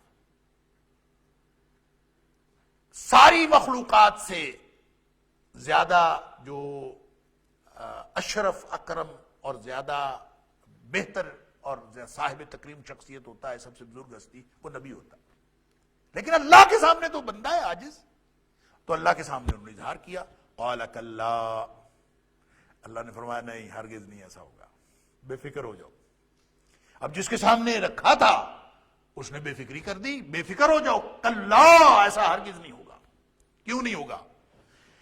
فَاذْهَبَا بِآيَاتِنَا، تم یہ ہماری نشانیاں لے جاؤ اور دونوں بھائی جاؤ. فَاذْهَبَا، دونوں جاؤ. گویا مطالبہ تسلیم ہو گیا. دیکھیں کیا بلاغت ہے قرآن میں، سبحان اللہ، کہ وہ اس پوری کہانی سکپ کر دی. یہ نہیں کہا کہ اچھا ٹھیک ہے میں کرتا ہوں، میں سوچتا ہوں، ٹھیک ہے تمہارا مطالبہ درست ہے، اس کا انالیسز نہیں ہے، کچھ نہیں ہے، بھائی تمہارے ساتھ کر دیتا ہوں، یہ ہو جائے گا نہیں ہوگا، باقی کوئی تفصیل. فَاذْهَبَا بِآيَاتِنَا، گویا ہو گیا. جاؤ دونوں بھائی، بِآيَاتِنَا، ہماری نشانیاں لے جاؤ. اِنَّا مَعَكُمْ مُسْتَمِعُونَ، ہم جو تمہارے ساتھ ہیں، مستمعون، اور ہم تمہیں سن رہے ہیں. مستمعون، سننے والے ہیں. دیکھیں ایک معیت ہے اللہ کی جو ہر ایک کو میسر ہے. اللہ ہر وقت ہر جگہ پہ ہر ایک کو دیکھتا ہے، اللہ تعالیٰ سب کے ساتھ ہے. ایک معیت خصوصی ہوتی ہے. اللہ تعالیٰ سنتا ہے نا، اجیب دعوت الداعی اذا دعان، اس کا اعلان ہے کہ میں قریب ہوں. انی قریب، میرے بارے میں لوگ سوال کرتے ہیں تو ان کو بتا دیجئے فإنی قریب اجیب دعوت الداعی اذا دعان، میں ہر پکارنے والے کی پکار کو سنتا ہوں اور اس کو قبول کرتا ہوں جب بھی وہ مجھے پکارے. یہ قانون ہے، یہ ہر شخص کے لیے. لیکن یہاں پہ یہ نہیں فرمایا کہ میں سنوں گا، بلکہ فرمایا انکم مستمعون. اللہ اکبر، انا معکم مستمعون، ہم تمہارے ساتھ سننے.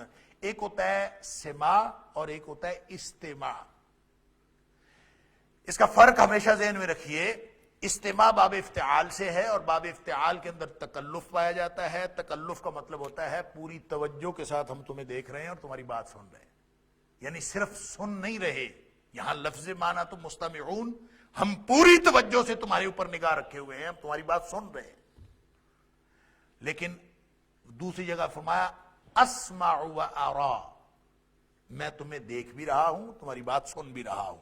لا تخافا اننی معکما، سورہ طٰہٰ میں فرمایا تھا تم ڈرو نہیں، جاؤ دونوں، میں تمہارے ساتھ ہوں. اننی معکما، یہ وہ خاص معیت ہے جو اللہ تعالیٰ کے بندوں کو حاصل ہوتی ہے.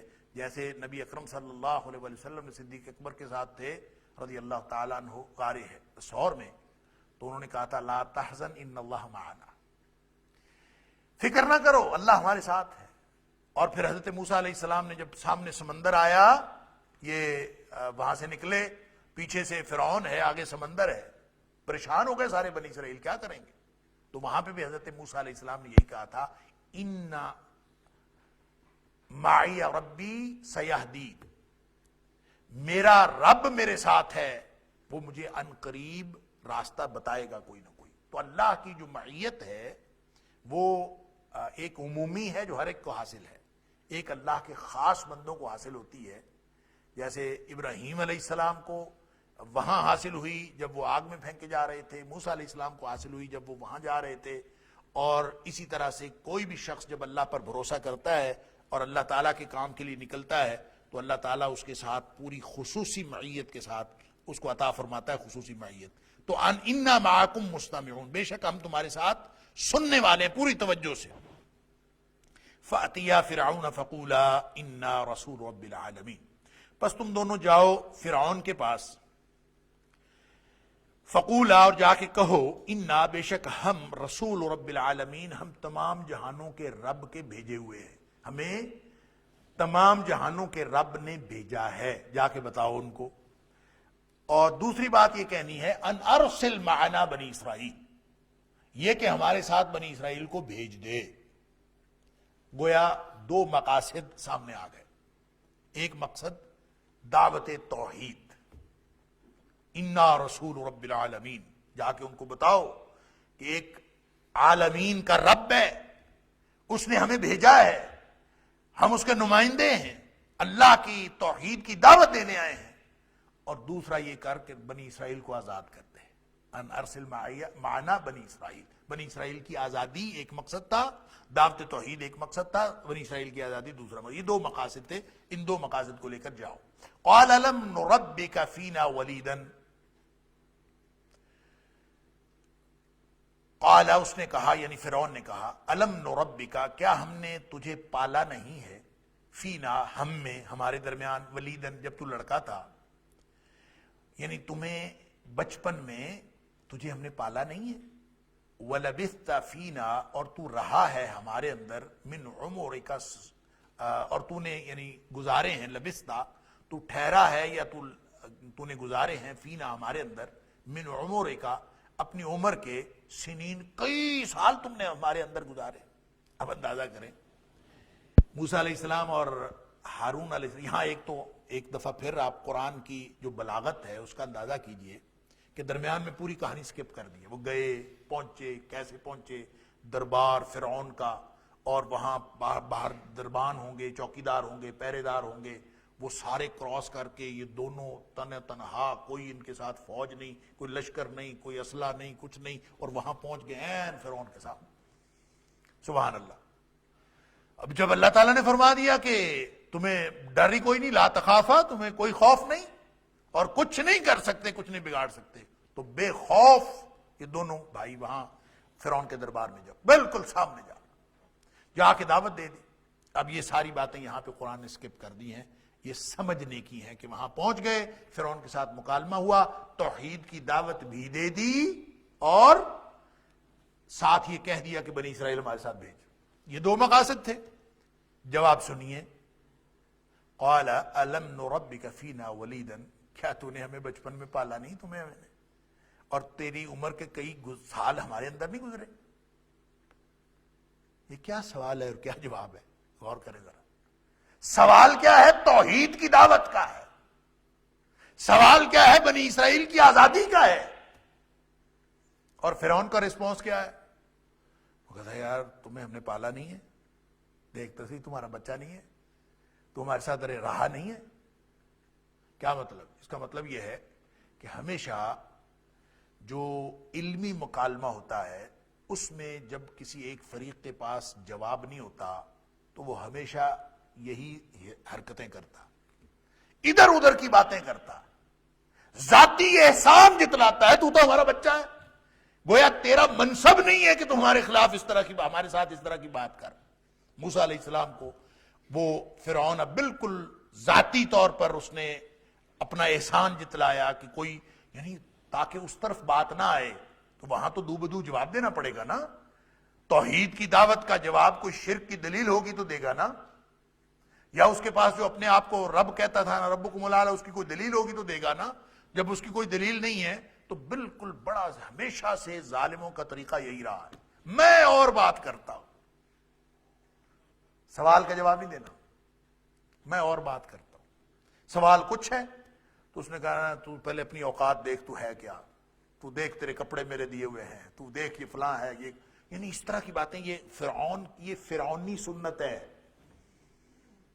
کہ بجائے اس کے کہ آپ اس کی بات کا جواب دیں, اس کے بارے میں بات کریں.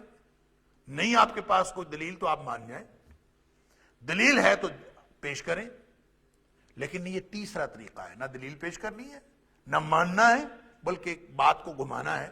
الم نربک فینا ولیدا, کیا ہم نے تمہیں پالا نہیں تھا جب تو لڑکا تھا, لڑکا ہوتے ہوئے ہم نے تمہیں پالا نہیں. اچھا یہاں پہ یہ جو نربکا ہے, ہم نے تمہیں پالا, اس پر بہت بحث کی ہے مفسرین نے بڑی طویل. اس کا فائدہ کوئی نہیں ہے, میں صرف ایک نقطہ عرض کر دیتا ہوں. وہ یہ ہے کہ فرعون نے یہ کیوں کہا نربکا, ہم نے تمہیں پالا ہے. اس نے یہ نہیں کہا میں نے پالا ہے, ہم نے تمہیں پالا ہے. حالانکہ اس کو یہ کہنا چاہیے تھا میں نے تمہیں پالا. اس سے ایک تو ان مفسرین نے دلیل پکڑی ہے جن مفسرین کا خیال ہے کہ موسیٰ علیہ السلام جس فرعون کے گھر میں پلے تھے وہ اور تھا, اور جس کے ساتھ مکالمہ ہوا ہے یہ اس کا بیٹا تھا. یعنی وہ فرعون ختم ہو چکا تھا, یہ اگلا فرعون ہے. جن لوگوں کی یہ دلیل ہے, جن لوگوں کا نقطہ نظر یہ ہے, وہ یہاں سے ایک دلیل پکڑتے ہیں. وہ کہتے ہیں کہ اگر یہ وہی والا فرعون ہوتا نا تو پھر وہ کہتا کہ میں نے تمہیں پالا نہیں ہے, لیکن وہ کہتا ہے ہم نے تم نے پالا نہیں ہے, یعنی تو ہمارے گھر میں پلا ہے. میرے والد صاحب ہی تھے جس نے تمہیں پالا. وہ گویا وہ علم نربک ہم کہہ کے وہ اپنے آباء و اجداد کو اس میں شامل کر رہا ہے, اور اس سے انہوں نے ایک گویا یہ دلیل پکڑی ہے. لیکن میرے خیال میں مفسرین ہیں اپنا اپنا نقطہ نظر کا اظہار کرتے ہیں, کوئی ضروری نہیں ہوتا کہ اس کا معنی یہی ہو, یہ ایک نقطہ نظر ہے. لیکن میرا خیال میں ایسا نہیں ہے. فرعون وہی تھا, اور موسیٰ علیہ السلام بھی جس فرعون کے گھر میں پلے تھے اسی کے گھر میں تھے. نربک عام طور پہ ہم, یہ جو جمع کا صیغہ ہے یہ اپنی قوت طاقت کے اظہار کے لیے بیان کیا جاتا ہے. ہم ایسا کر دیں گے, ہم اردو میں بھی استعمال ہوتا ہے, اور لوگ اپنے آپ کو اپنی بڑائی بیان کرنے کے لیے میں کی بجائے ہم جمع کا صیغہ استعمال کرتے.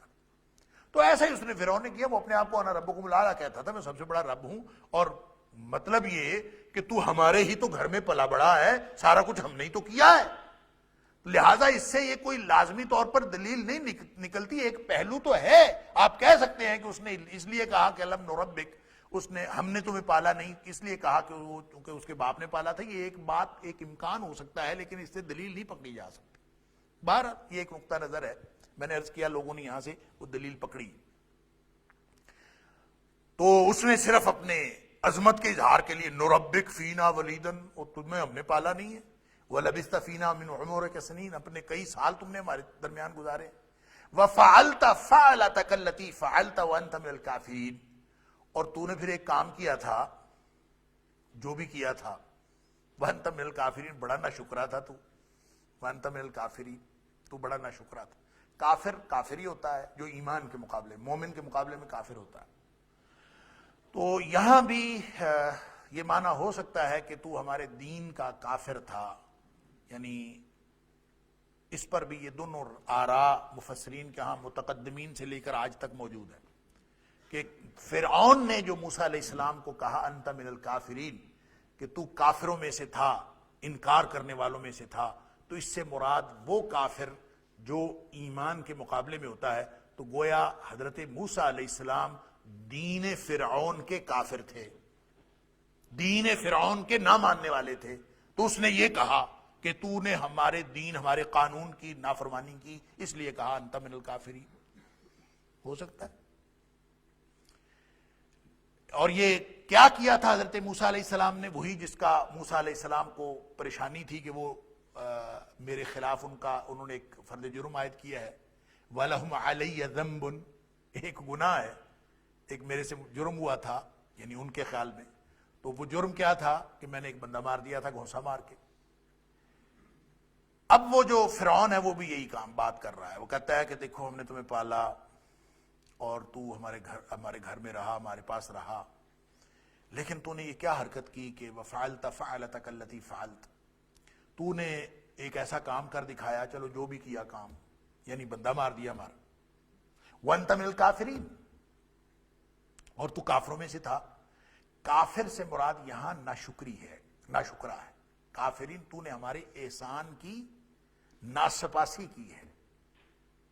ہم نے احسان کیا, تمہیں پالا, ہمارے اندر تو رہا. اس لیے کہ یہ جو دوسرا پہلو ہے یہ زیادہ پرومیننٹ ہے, اور یہی زیادہ قرین قیاس ہے. اس لیے کہ امام طبری وغیرہ رحمہم اللہ کہتے ہیں کہ فرعون جیسے اود مت مشرک کے بارے میں یہ سوچنا کہ اس کو ایمان اور کفر کا فرق پتا ہوگا, اور وہ موسیٰ علیہ السلام کے اوپر یہ الزام لگائے گا کہ تو نے ہمارے دین پر, یعنی اپنے قانون پر ایمان لانے کے بجائے کفر کا اظہار کیا, وہ یہ نہیں کہہ رہا تھا, بلکہ وہ کہہ رہا تھا احسان جتلا رہا ہے نا پیچھے, کہ ہم نے تیرے اوپر احسان کیا ہے. وَأَنْتَ مِنَ الْكَافِرِينَ, تو ناشکرا رہا. تو کفر بمعنی ناشکری کے ہے کہ تو نے ہماری احسان مندی کا بدلہ نہیں دیا, یہ اصل میں وہ کہہ رہا. اور پوری اس کی بات یہی تھی. یہاں پہ ایک اور بات, فعلت فعلتک التی فعلت, تو نے کام کیا. یہ جو فعلت کا ہے نا, فعلہ, یہ فا کے اوپر زبر ہے, حالانکہ ہم فعل, کوئی کام ہے اس کے لیے فعل لفظ آتا ہے, کلمہ فعل, لیکن یہاں فعلہ ہے. تو اس کے لیے امام طبری علیہ الرحمہ نے بڑی ایک خوبصورت جو عربیت کے اعتبار سے ایک دلیل دی ہے, اور اس کو جوڑا ہے اس کی معنویت اور مقصدیت کے ساتھ، تو اس کی تفسیر کے ساتھ وہ یہ کہتے ہیں کہ فعل اس کام کو کہتے ہیں جو مسلسل سر انجام دیا جاتا ہو اور ایک اسٹیبلشڈ کام ہو، اس کو فعل کہتے ہیں۔ اور اگر کوئی کام ایسا ہو جو بالکل کوئی ایک آدھ دفعہ سرزد ہو جائے، وہ کوئی مستقل کام نہ ہو، مستقل طریقہ نہ ہو، بلکہ ایسے ہی کوئی سرزد ہو جائے، تو پھر فا کے نیچے زیر نہیں لاتے بلکہ فا پہ زبر لاتے ہیں۔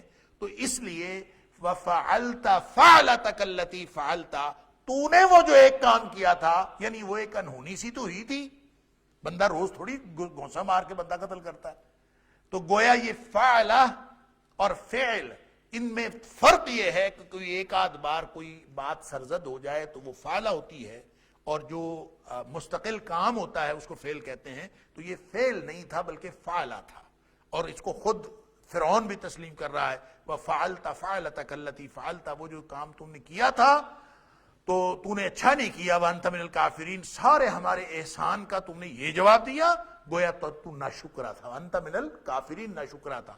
موسیٰ علیہ السلام کے بارے میں یہ کہنا کہ انہوں نے دین فرعون کے ساتھ کفر کیا، کفر کا لفظ نبی کی شان کے خلاف، لہذا ممکن نہیں ہے کہ قرآن جو ہے وہ نبی کے بارے میں، اگرچہ کلام تو یہ اس کافر فرعون کا ہے، لیکن اس کو بھی یہ سینس کے ایمان ہوتا ہے اور کفر ہوتا ہے، یہ اس کا کمپیریزن یہ اس سے قرین قیاس نہیں ہے کہ اس کے ذہن میں یہ بات ہو۔ وہ احسان جتلا رہا تھا اور اس نے کہا کہ تو نے ناشکری کی، تو اتنا ہی خیال کر لیتا کہ ہم تیرے بڑے محسن ہیں اور تو نے ہمارا احسان جو ہے اس کا خیال نہیں رکھا۔ وَأَنْتَ مِنَ الْكَافِرِينَ کا معنی یہی ہے کہ اس نے ناشکری کی۔ دیکھیں لَأَزِيدَنَّكُمْ لَإِن شَكَرْتُمْ لَأَزِيدَنَّكُمْ وَلَإِن كَفَرْتُمْ، شکر اور کفر، اِنَّا هَدَيْنَاهُ السَّبِيلَ إِمَّا شَاكِرًا وَإِمَّا كَفُورًا، شکر کے مقابلے میں کفر کا لفظ جب آتا ہے تو ناشکری اس سے مراد ہوتا ہے۔ واللہ اعلم۔ قَالَ فَعَلْتُهَا إِذًا وَأَنَا مِنَ الضَّالِّينَ، دیکھو اس وقت کیا تھا، موسیٰ علیہ السلام کہتے ہیں، قال موسیٰ علیہ السلام نے کہا فعلتها اذن، اس وقت کیا تو تھا میں نے، وانا من الضالین، لیکن یہ خطا ہوئی تھی، میں خطا کاروں میں سے تھا۔ ضالین، ضال ضل یضل کا معنی گمراہ ہونا ہوتا ہے، راستے سے ہٹ جانا، لیکن ہر جگہ اس کا معنی راستے سے ہٹ جانا نہیں ہوتا، گمراہ ہونا نہیں ہوتا۔ حضرت اس کا معنی خطا اور نسیان بھی ہوتا ہے، غلطی، بھول، یعنی مجھ سے بھول ہو گئی، چوک ہو گئی، غلطی ہو گئی۔ اچھا، یہ غلطی اس لیے بھی ہے کہ اس نفس واقعہ کو دیکھیں تو موسیٰ علیہ السلام نے اس کو قتل کرنے کے لیے کیا کیا تھا؟ قتل کیا تھا؟ قتل کیا تھا۔ کیا تھا؟ کیا تو نہیں تھا، کوئی چھری تھوڑی ماری تھی۔ موسیٰ علیہ السلام نے کیا مارا تھا؟ گھونسا، اور گھونسا قتل کرنے کے لیے مارتے ہیں۔ تاریخ میں کبھی کسی نے کبھی کسی کو گھونسا مارا ہو اور اس کا ارادہ قتل کا ہو، سوال ہی پیدا نہیں ہوتا، ہوتا ہی نہیں ہے۔ لہذا موسیٰ علیہ السلام جو فرماتے ہیں فعلتها اذن، ہاں اس وقت کیا تو تھا، لیکن یہ بھول تھی، وانا من الضالین۔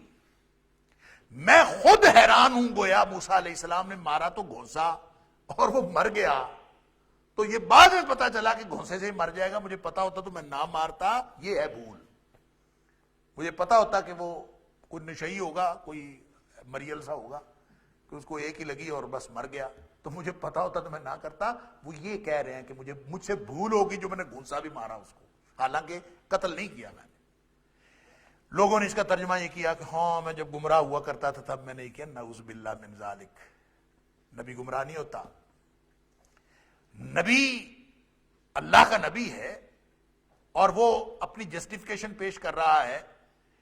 آپ اس کا ترجمہ یہ اس وقت تو کر سکتے ہیں اگر نبی کریم، اگر حضرت موسیٰ علیہ السلام نے واقعتاً کوئی اقدام قتل کیا ہو، انہوں نے تو اقدام قتل کیا ہی نہیں، لہذا من الضالین جو فرما رہے ہیں تو اس کا مطلب ہے یہ صرف میرے سے بھول ہوئی ہے، خطا ہوئی ہے، کیونکہ گھونسا جو ہے وہ کبھی قتل کرنے کے لیے نہیں ہوتا۔ فَفَرَرْتُ مِنْكُمْ، پھر میں تم سے فرار ہو گیا۔ موسیٰ علیہ السلام اپنی، اس نے چونکہ ایک بات نئی چھیڑ دی تھی، نئی کہانی چھیڑ دی تھی، بجائے اس کے کہ وہ حضرت موسیٰ علیہ السلام کے بات کا جواب دے، اس نے کہا جی ہم نے تم پر احسان کیا اور یہ ہوا اور وہ ہوا. تو موسیٰ علیہ السلام نے کہا کہ وہ جو قتل ہوا تھا وہ میں نے قتل تھوڑی کیا تھا, وہ تو بھول ہو گئی, میں تو گھونسا بھی نہ مارتا اگر مجھے پتا ہوتا کہ یہ اس طرح سے ہے. ففررت منکم, پھر میں چلا گیا تھا, یہاں سے فرار ہو گیا تھا, بھاگ گیا تھا. لما خفتکم, جب مجھے تم سے ڈر لگا, جب تم سے مجھے خوف لاحق ہوا. ظاہر انہوں نے پروگرام بنا لیا تھا کہ حضرت موسیٰ علیہ السلام کو قتل کر دیں گے, آپ کو پتہ چلا تو آپ چلے گئے. تو جب مجھے آپ لوگوں سے خفتکم, جب میں تم سے ڈرا تو میں پھر اس ڈر سے چلا گیا. فوہب لی ربی حکما, اب موسیٰ علیہ السلام نے اس پورے واقعے کو جلدی سے لپیٹ کر, جس کو وہ جرم بنا کے پیش کر رہا تھا, موسیٰ علیہ السلام نے اس کو یوں لپیٹا. اس نے کہا وہ تو کوئی بات ہی نہیں تھی, گھونسا بھی کبھی کسی نے قتل کرنے کے لیے مارا ہے, وہ تو ایسے بھول ہو گئی تھی, اور میں اگر مجھے پتا ہوتا کہ اس نے مر جانا تو میں وہ بھی نہ مارتا. انا من الضالین, میں تو خطا کاروں میں سے, اور بھول گیا جو گھونسا بھی مارا. پھر میں یہاں سے چلا گیا, مجھے ڈر لگا کہ تم لوگ مجھے کوئی نقصان نہ پہنچاؤ. لیکن وہاں جا کے ہوا کیا ہے, فوہب لی ربی حکما, میرے رب نے مجھے حکمت عطا کی ہے. وجعلنی من المرسلین, اور مجھے رسول بنا دیا, رسولوں میں سے بنا دیا. اب میں آیا ہوں, میرے رب نے مجھے عطا کر دیا ہے, ایک قوت فیصلہ عطا کی ہے. حکم کا معنی قوت فیصلہ بھی ہے, حکمت بھی ہے. وجعلنی من المرسلین, اور مجھے رسول بنا کے بھیج دیا. وَتِلْكَ نِعْمَةً تَمُنُّهَا عَلَيَّ أَنْ عَبَّدْتَ بَنِي اسرائیل, اور یہ جو احسان تو میرے اوپر جتلا رہا ہے نا, تِلْكَ نِعْمَةً تَمُنُّهَا عَلَيَّ, جو تم میرے اوپر احسان جتلا رہا ہے کہ جناب میں نے پالا تمہیں اپنے گھر میں, اور یہ ہوا اور وہ ہوا, وہ بھی پتہ کیوں ہوا ہے, أَنْ عَبَّدْتَ بَنِي اسرائیل, وہ بھی اس لیے ہوا ہے کہ تو نے ساری بنی اسرائیل کو تو غلام بنایا ہوا تھا. اگر تو نے ان کو غلام نہ بنایا ہوتا تو میری ماں کو یہ ضرورت نہ پیش آتی کہ وہ مجھے صندوق میں, لکڑی کے صندوق میں ڈال کے دریا میں ڈال دیتی. میری ماں بیچاری ڈری کہ کہیں میرے بچے کو قتل نہ کر دے, تو اس نے صندوق میں ڈالا, دریا میں گیا, دریا تیرے گھر لے آیا. تیرے گھر میں جو میں پلا ہوں اصل میں قصور تیرا ہے. ان عبدت بنی اسرائیل, تو احسان میرے اوپر جتلا رہا ہے, ساری ہماری قوم کو تو نے غلام بنایا ہوا ہے, اور اس ظلم کو جو تو ظلم کر رہا تھا, اور ظلم کی وجہ سے تیرے گھر میں مجھے پلنا پڑا, اور تو اس کو مجھے میرے اوپر احسان جتلا کے کہہ رہا ہے. تِلْكَ نِعْمَةٌ, یہ تو احسان ہے, تَمُنُّهَا عَلَيَّ, جو تو میرے اوپر جتلا رہا ہے. ان عبدت بنی اسرائیل, اس کی وجہ بھی تیرا غلام بنا دینا تھا بنی اسرائیل کو, تو نے غلام بنایا ہوا تھا. اب جب حضرت موسیٰ علیہ السلام نے گویا اس کی ساری بات کو دیکھیں, مناظرے کا علم بھی سیکھ لیں حضرت موسیٰ علیہ السلام سے اور قرآن سے. اس نے کٹ حجتی کی, بات کا رخ موڑا, اور موسیٰ علیہ السلام نے اس کی پوری بات کا ذرا سی دیر میں خلاصہ کر کے واپس اپنی بات پر پھر آ گئے کہ ٹھیک ہے وہ ہوا تھا, اس کی تو کوئی حیثیت ہی نہیں ہے, وہ تو ایسے ہی تھا, مجھے تو پتا ہوتا تو میں گھونسا بھی نہ مارتا, وہ مرا گھونسے سے ہے, کوئی میں نے کوئی قتل کرنے کے لیے خنجر تھوڑی استعمال کیا تھا. انا من الضالین, مجھے بھی سمجھ نہیں آئی کہ میں اس کو ماروں گا تو مر جائے گا. ہو گیا, میں یہاں سے چلا گیا, بات ختم. وہاں اللہ کریم نے مجھے نبوت عطا کر دی ہے, میں آ گیا ہوں رسول بن کے. اب اس کو کوئی اور سمجھ نہ آئی ہے وہ کیا کہے, لہذا اب اگلا حربہ دیکھیں. وما رب العالمین, قال فرعون وما رب العالمین. اس کا حربہ مان نہیں رہا, آگے سے سوال جڑ رہا ہے. اور یہ بھی طریقہ ہوتا ہے منحرفین کا کہ وہ بجائے اس کے کہ وہ اس موضوع پہ بات کریں, وہ اس میں سے سوال نکالتے ہیں. یہ اگلا حربہ استعمال کر رہا ہے. وما رب العالمین, بتاؤ تیرا رب کیا ہے. اچھا, یہ من نہیں کہا اس نے, من رب العالمین نہیں کہا, ما کہا ہے. حالانکہ عام طور پہ سوال یہ ہوتا ہے کہ تیرا رب کون ہے, یہ پوچھنا چاہیے تھا نا. اس نے کون نہیں کہا, کیا ہے, وما رب العالمین. اس کا ایک معنی تو یہ ہے کہ اس نے بڑی حقارت سے نعوذ باللہ من ذالک یہ کہا کہ تیرا رب العالمین ہے کیا, یعنی وہ اپنے آپ کو رب العالمین, رب العالی کہتا تھا. لہذا ایک تو اس کا معنی یہ ہے کہ اس نے اپنے استکبار کا اظہار یہ کیا, وہاں رب العالمین, اور تیرا رب جہانوں کا رب ہے کیا. اور دوسرا معنی یہ ہے کہ اس نے حقیقت جاننا چاہیے کہ اس رب کی حقیقت بتاؤ وہ کیا ہے. کیا چیز ہے، اس کی معرفت بتاؤ، مجھے حقیقت بتاؤ. اور ما کسی چیز کی حقیقت پوچھنے کے لیے ہوتا ہے، کیونکہ عربوں میں بھی اس طرح کے نظائر ملتے ہیں کہ وہ ہمیشہ من انتم نہیں کہتے تھے. بعض اوقات سوال پوچھتے تھے من ما انتم، اور من انتم اور ما انتم یہ سوال کی سینس ڈفرنٹ ہے. جب وہ پوچھتے تھے من انتم تو اس کا مطلب ہوتا تھا تعارف کرواؤ، آپ لوگ کون ہیں. ما انتم کا مطلب یہ ہوتا تھا کہ تم بتاؤ کہ تمہاری اوقات کیا ہے، حقیقت بتاؤ اپنی. لہذا جب اس نے یہ کہا ہے وما رب العالمین، کہ یہ جس کو تم کہتے ہو کہ انا رسول رب العالمین، ہم رب العالمین کے بھیجے ہوئے ہیں، تو یہ تمہارا رب العالمین ہے کیا، اس کی حقیقت کیا ہے. اسپیسیفکلی رب کی ذات کے بارے میں اس نے سوال کیا. سبحان اللہ. اب موسیٰ علیہ السلام کا جواب سن لیجئے. قال رب السماوات والارض وما بینہما. سوال ذات کا تھا، جواب صفات کا ہے. سوال ذات کا ہے، جواب صفات کا ہے. کیوں؟ ذات کا عرفان انسانی بس کی بات ہی نہیں، لہذا پہچاننا ہے تو صفات کے ذریعے سے پہچاننا ہے. کون رب؟ رب العالمین کیا ہے، اس کی حقیقت کیا ہے؟ فرمایا سماوات اور ارض، آسمانوں اور زمین اور درمیان میں جو کچھ ہے سب کا رب ہے، سب کا پالنے والا. سب کا پالنے والا کا مطلب پتہ ہے؟ رب دو معنی ہوتے ہیں، ایک مالک، رب کا معنی مالک، اور دوسرا معنی پالنے والا، سسٹینر، روزی دینے والا. سسٹینر پالنے والا وہی ہوتا ہے جو روزی دیتا ہے. لہذا وہ صرف رب العالمین کا مطلب یہ ہے کہ آسمانوں، زمین اور درمیان میں جو کچھ ہے سب کا مالک بھی ہے، ان کو پالتا بھی ہے. اور پالنا کیا ہوتا ہے؟ انشاء الشیء حالا فحالا الی حد التمام. کسی چیز کو یوں پروان چڑھانا، اس کو نشو و نما دینا کہ اس کی لمحہ لمحہ لمحہ لمحہ اس کی پوری نگرانی کر کے الی حد التمام اس کو پرفیکشن تک لے جانا. یہ ربوبیت ہوتی. تو رب جب ساری کائنات کا رب ہے تو اس کا مطلب پتہ ہے کیا ہے؟ سورج بھی اس نے بنایا ہے، چاند بھی اس نے بنایا ہے، دن رات بھی اس نے بنائے ہیں، آسمان زمین اس نے بنایا ہے. اس دنیا کی ہر چیز بنائی بھی اس نے ہے، اس کا نظام بھی اس نے بنایا ہے، اس کو سسٹین بھی وہی کرتا ہے، اس کو پالتا بھی وہی ہے، اس کا نظام، اس کی تدبیر، اس کا مدبر کائنات بھی وہی ہے.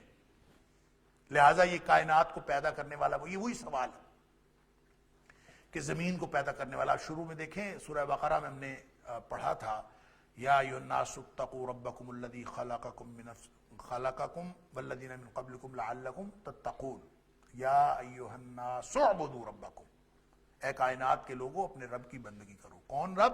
جس نے تمہیں پیدا کیا اور تم سے پہلے لوگوں کو بھی پیدا کیا. لعلکم تتقون، تاکہ تم متقی ہو جاؤ. آگے پھر صفات کیا بیان کی ہیں؟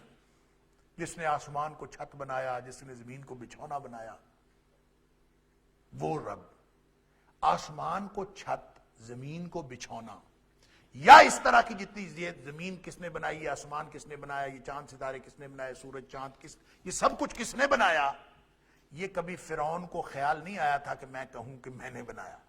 بلکہ یہ کہنا چاہیے کہ تاریخ انسانی میں آج تک کسی بڑے سے بڑے توحید کے دشمن کو بھی یہ خیال نہیں آیا اور کبھی اس نے یہ دعویٰ نہیں کیا کہ یہ میں نے کیا.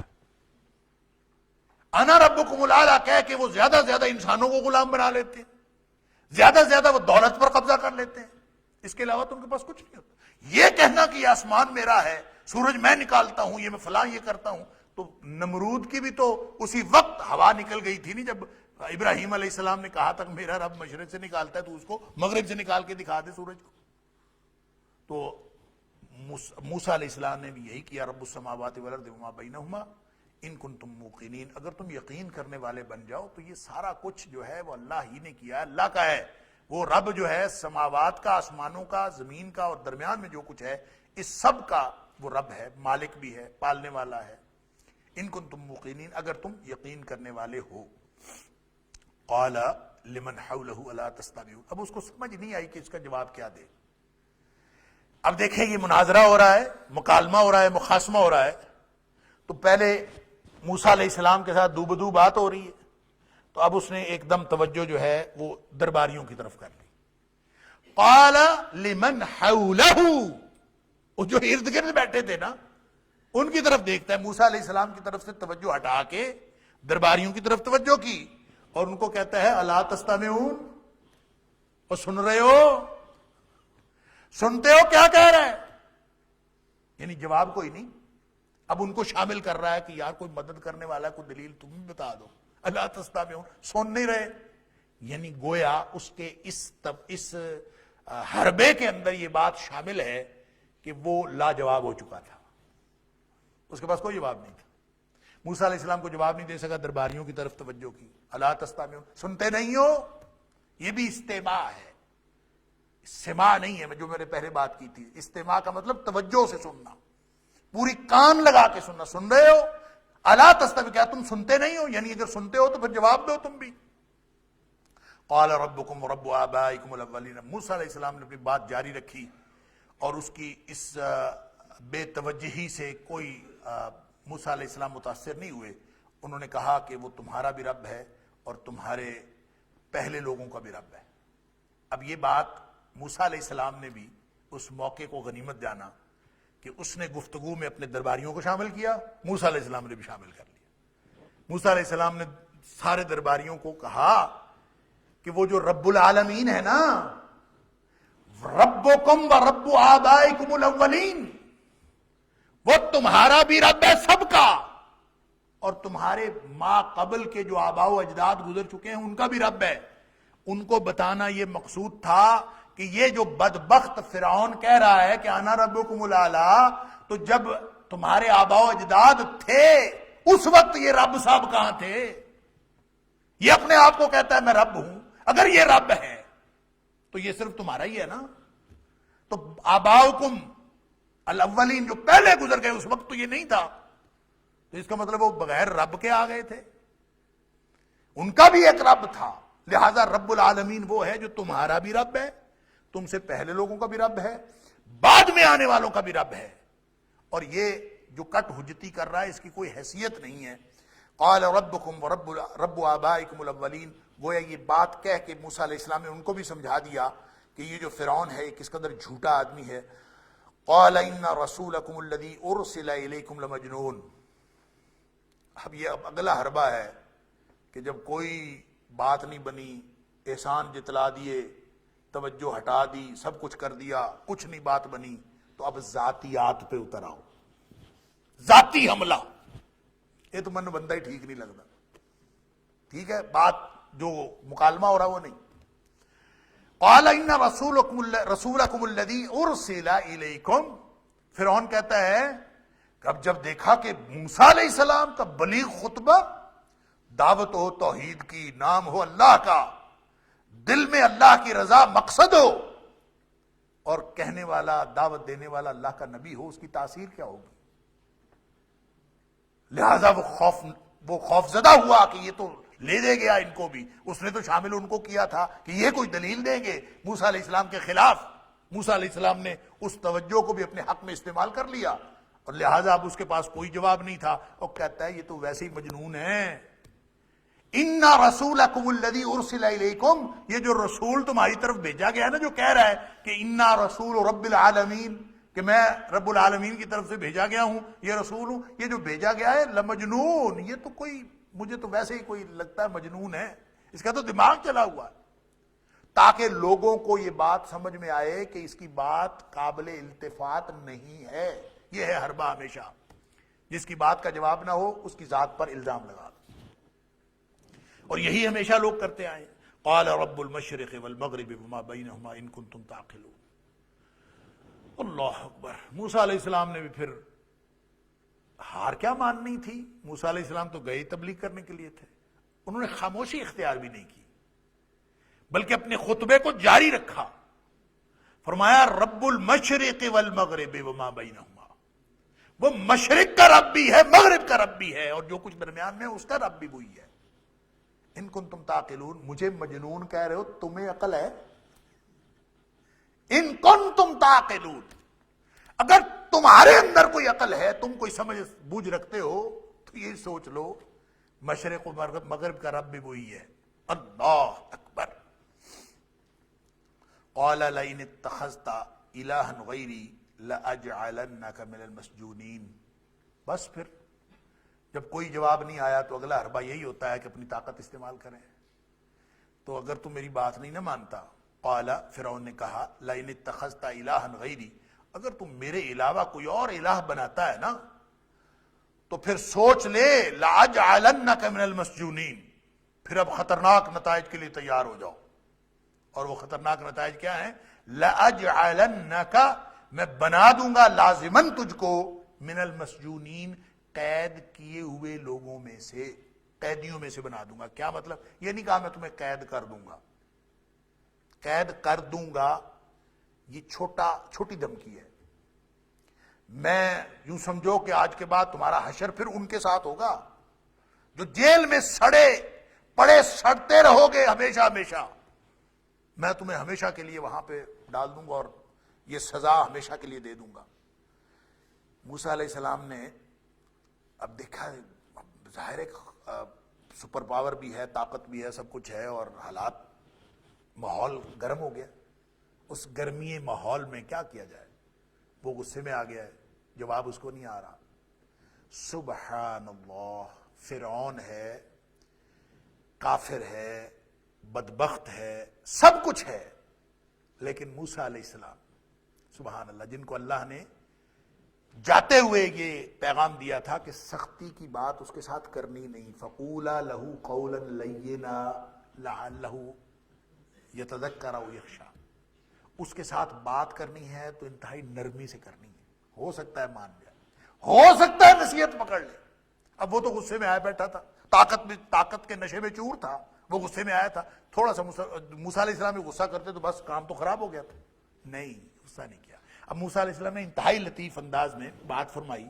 قال اولو جئتک بشیء مبین, اچھا تم مجھے اتنی سخت سزا دے گا, میں اگر تو تیرے پاس کوئی نشانی لے آؤں, کوئی واضح نشانی تجھے دے دوں, پھر بھی تو کرے گا؟ یعنی تو اس طرح کا کام پھر بھی کرے گا, مجھے پھر بھی سزا دے گا. اولو جئتک بشیء مبین, میں اگر تیرے پاس کوئی بہت واضح ثبوت لے کے آؤں, واضح چیز لے کے آ جاؤں, پھر بھی تو کرے گا؟ اب ظاہر ہے کہ وہ غصے میں ہے. موسیٰ علیہ السلام نے انتہائی نرمی سے کہا کہ میں اگر کوئی تیرے پاس کوئی خوبصورت بہترین ثبوت, واضح ثبوت لے آؤں, پھر بھی کرے گا. اب اس کی غصہ تھوڑا ٹھنڈا ہوا, کہتا ہے اچھا لاؤ. قال فأت بہ ان کنت من الصادقین, اچھا کوئی ہے تیرے پاس نشانی بھی ہے, لاؤ پھر اگر کوئی ہے. فأت بہ, لاؤ اس کو, ان کنت من الصادقین, اگر تو سچا ہے نا, واقعی تیرے پاس کوئی نشانی ہے تو لاؤ. پر اس پر پھر موسیٰ علیہ السلام نے اپنی نشانی فألقى عصاه فإذا هي ثعبان مبین, موسیٰ علیہ السلام نے فوراً جو ہے وہ اپنا عصا پھینک دیا. فألقى عصاه, وہ پھینکا تو فإذا هي ثعبان مبین, اور وہ بہت بڑا سانپ اژدہا بن گیا. اب دیکھیں اس کے بارے میں پہلے بات ہو گئی تھی. ثعبان کہتے ہیں اژدہا کو, بہت بڑا سانپ ہوتا ہے. حیہ چھوٹا سانپ ہوتا ہے, پھرتیلا ہوتا ہے. موسیٰ علیہ السلام کے عصا سے جو سانپ بنتا تھا اس کو حیہ بھی کہا گیا قرآن نے, حیۃ تسعی, تو وہ بہت تیزی سے پھرتیلا بھاگنے والا. اور ثعبان بھی کہا ہے بہت بڑا اژدہا. تو جو بہت بڑا اژدہا ہے وہ سست ہوتا ہے, اور جو پھرتیلا سانپ ہوتا ہے وہ چھوٹا ہوتا ہے. لیکن یہ موسیٰ علیہ السلام کا جو سانپ بنتا تھا نا, عصا, وہ تھا بھی بہت بڑا اور پھرتیلا تھا, چھوٹے سانپ کی طرح. تو بعض نے تو لکھا ہے کہ جب وہ موسیٰ علیہ السلام نے پھینکا نا, تو اتنا بڑا اژدہا تھا, اس نے یوں کر کے منہ کھولا تو وہ کوئی 80 فٹ کا اس کا منہ کا دھانا کھلا, یوں, او اتنا بڑا. تو وہ اب فرعون, اس کے درباری, اس کا پورا دربار, کہتے اوپر چھت تک جا کے اس کا منہ لگا, تو یہ اٹھ کے بھاگ گیا. اور اس نے شور بچایا, وہ ایسے تھا کہ جیسے وہ تو ہڑپ ہی کر لے گا. تو یہ بھاگا, اور بھاگتے ہوئے اس نے کہا کہ یار اس کو بند کرو, میں مانتا ہوں تیری بات, تو اس کو تو بند کرو. تو پھر یہ بات بعض مفسرین لکھی ہے, لیکن کوئی اس کی کوئی ثبوت نہیں ہے, غیر مستند بات ہے, کوئی سند کوئی نہیں ہے اس کی. ہو سکتا ہے ایسا ہی ہو، کیونکہ بہرحال اللہ کی شان ہے، ایک معجزہ تھا اور ہو بھی سکتا ہے. اور پھر ہمیں جو اس کے بعد والے واقعات سے پتہ چلتا ہے کہ ہزاروں رسیاں، ہزاروں لاٹھیاں وہ جو بعد میں جادوگر لے کے آئے تھے سب کو ہڑپ کر گیا. تو اتنا بڑا دھانا اس کا ہو سکتا ہے. اور وہ جو اللہ تعالیٰ نے معجزہ دکھانا تھا، یہ ساری بات ہو سکتی ہے، لیکن یہ اس کی کوئی سند نہیں ہے کہ وہ واقعتاً ایسا تھا. بہرحال دوسری نشانی بھی انہوں نے دکھا دی، وَنَزَعَ يَدَهُ فَإِذَا هِيَ بَيْضَاءُ لِلنَّاظِرِينَ، اور اپنا ہاتھ انہوں نے بغل سے نکال کے کھینچا، فَإِذَا هِيَ بَيْضَاءُ لِلنَّاظِرِينَ، اور دیکھنے والوں کے لیے وہ چمکتا ہوا ہے. یہ دو نشانیاں حضرت موسیٰ علیہ السلام نے وہاں دکھا دی.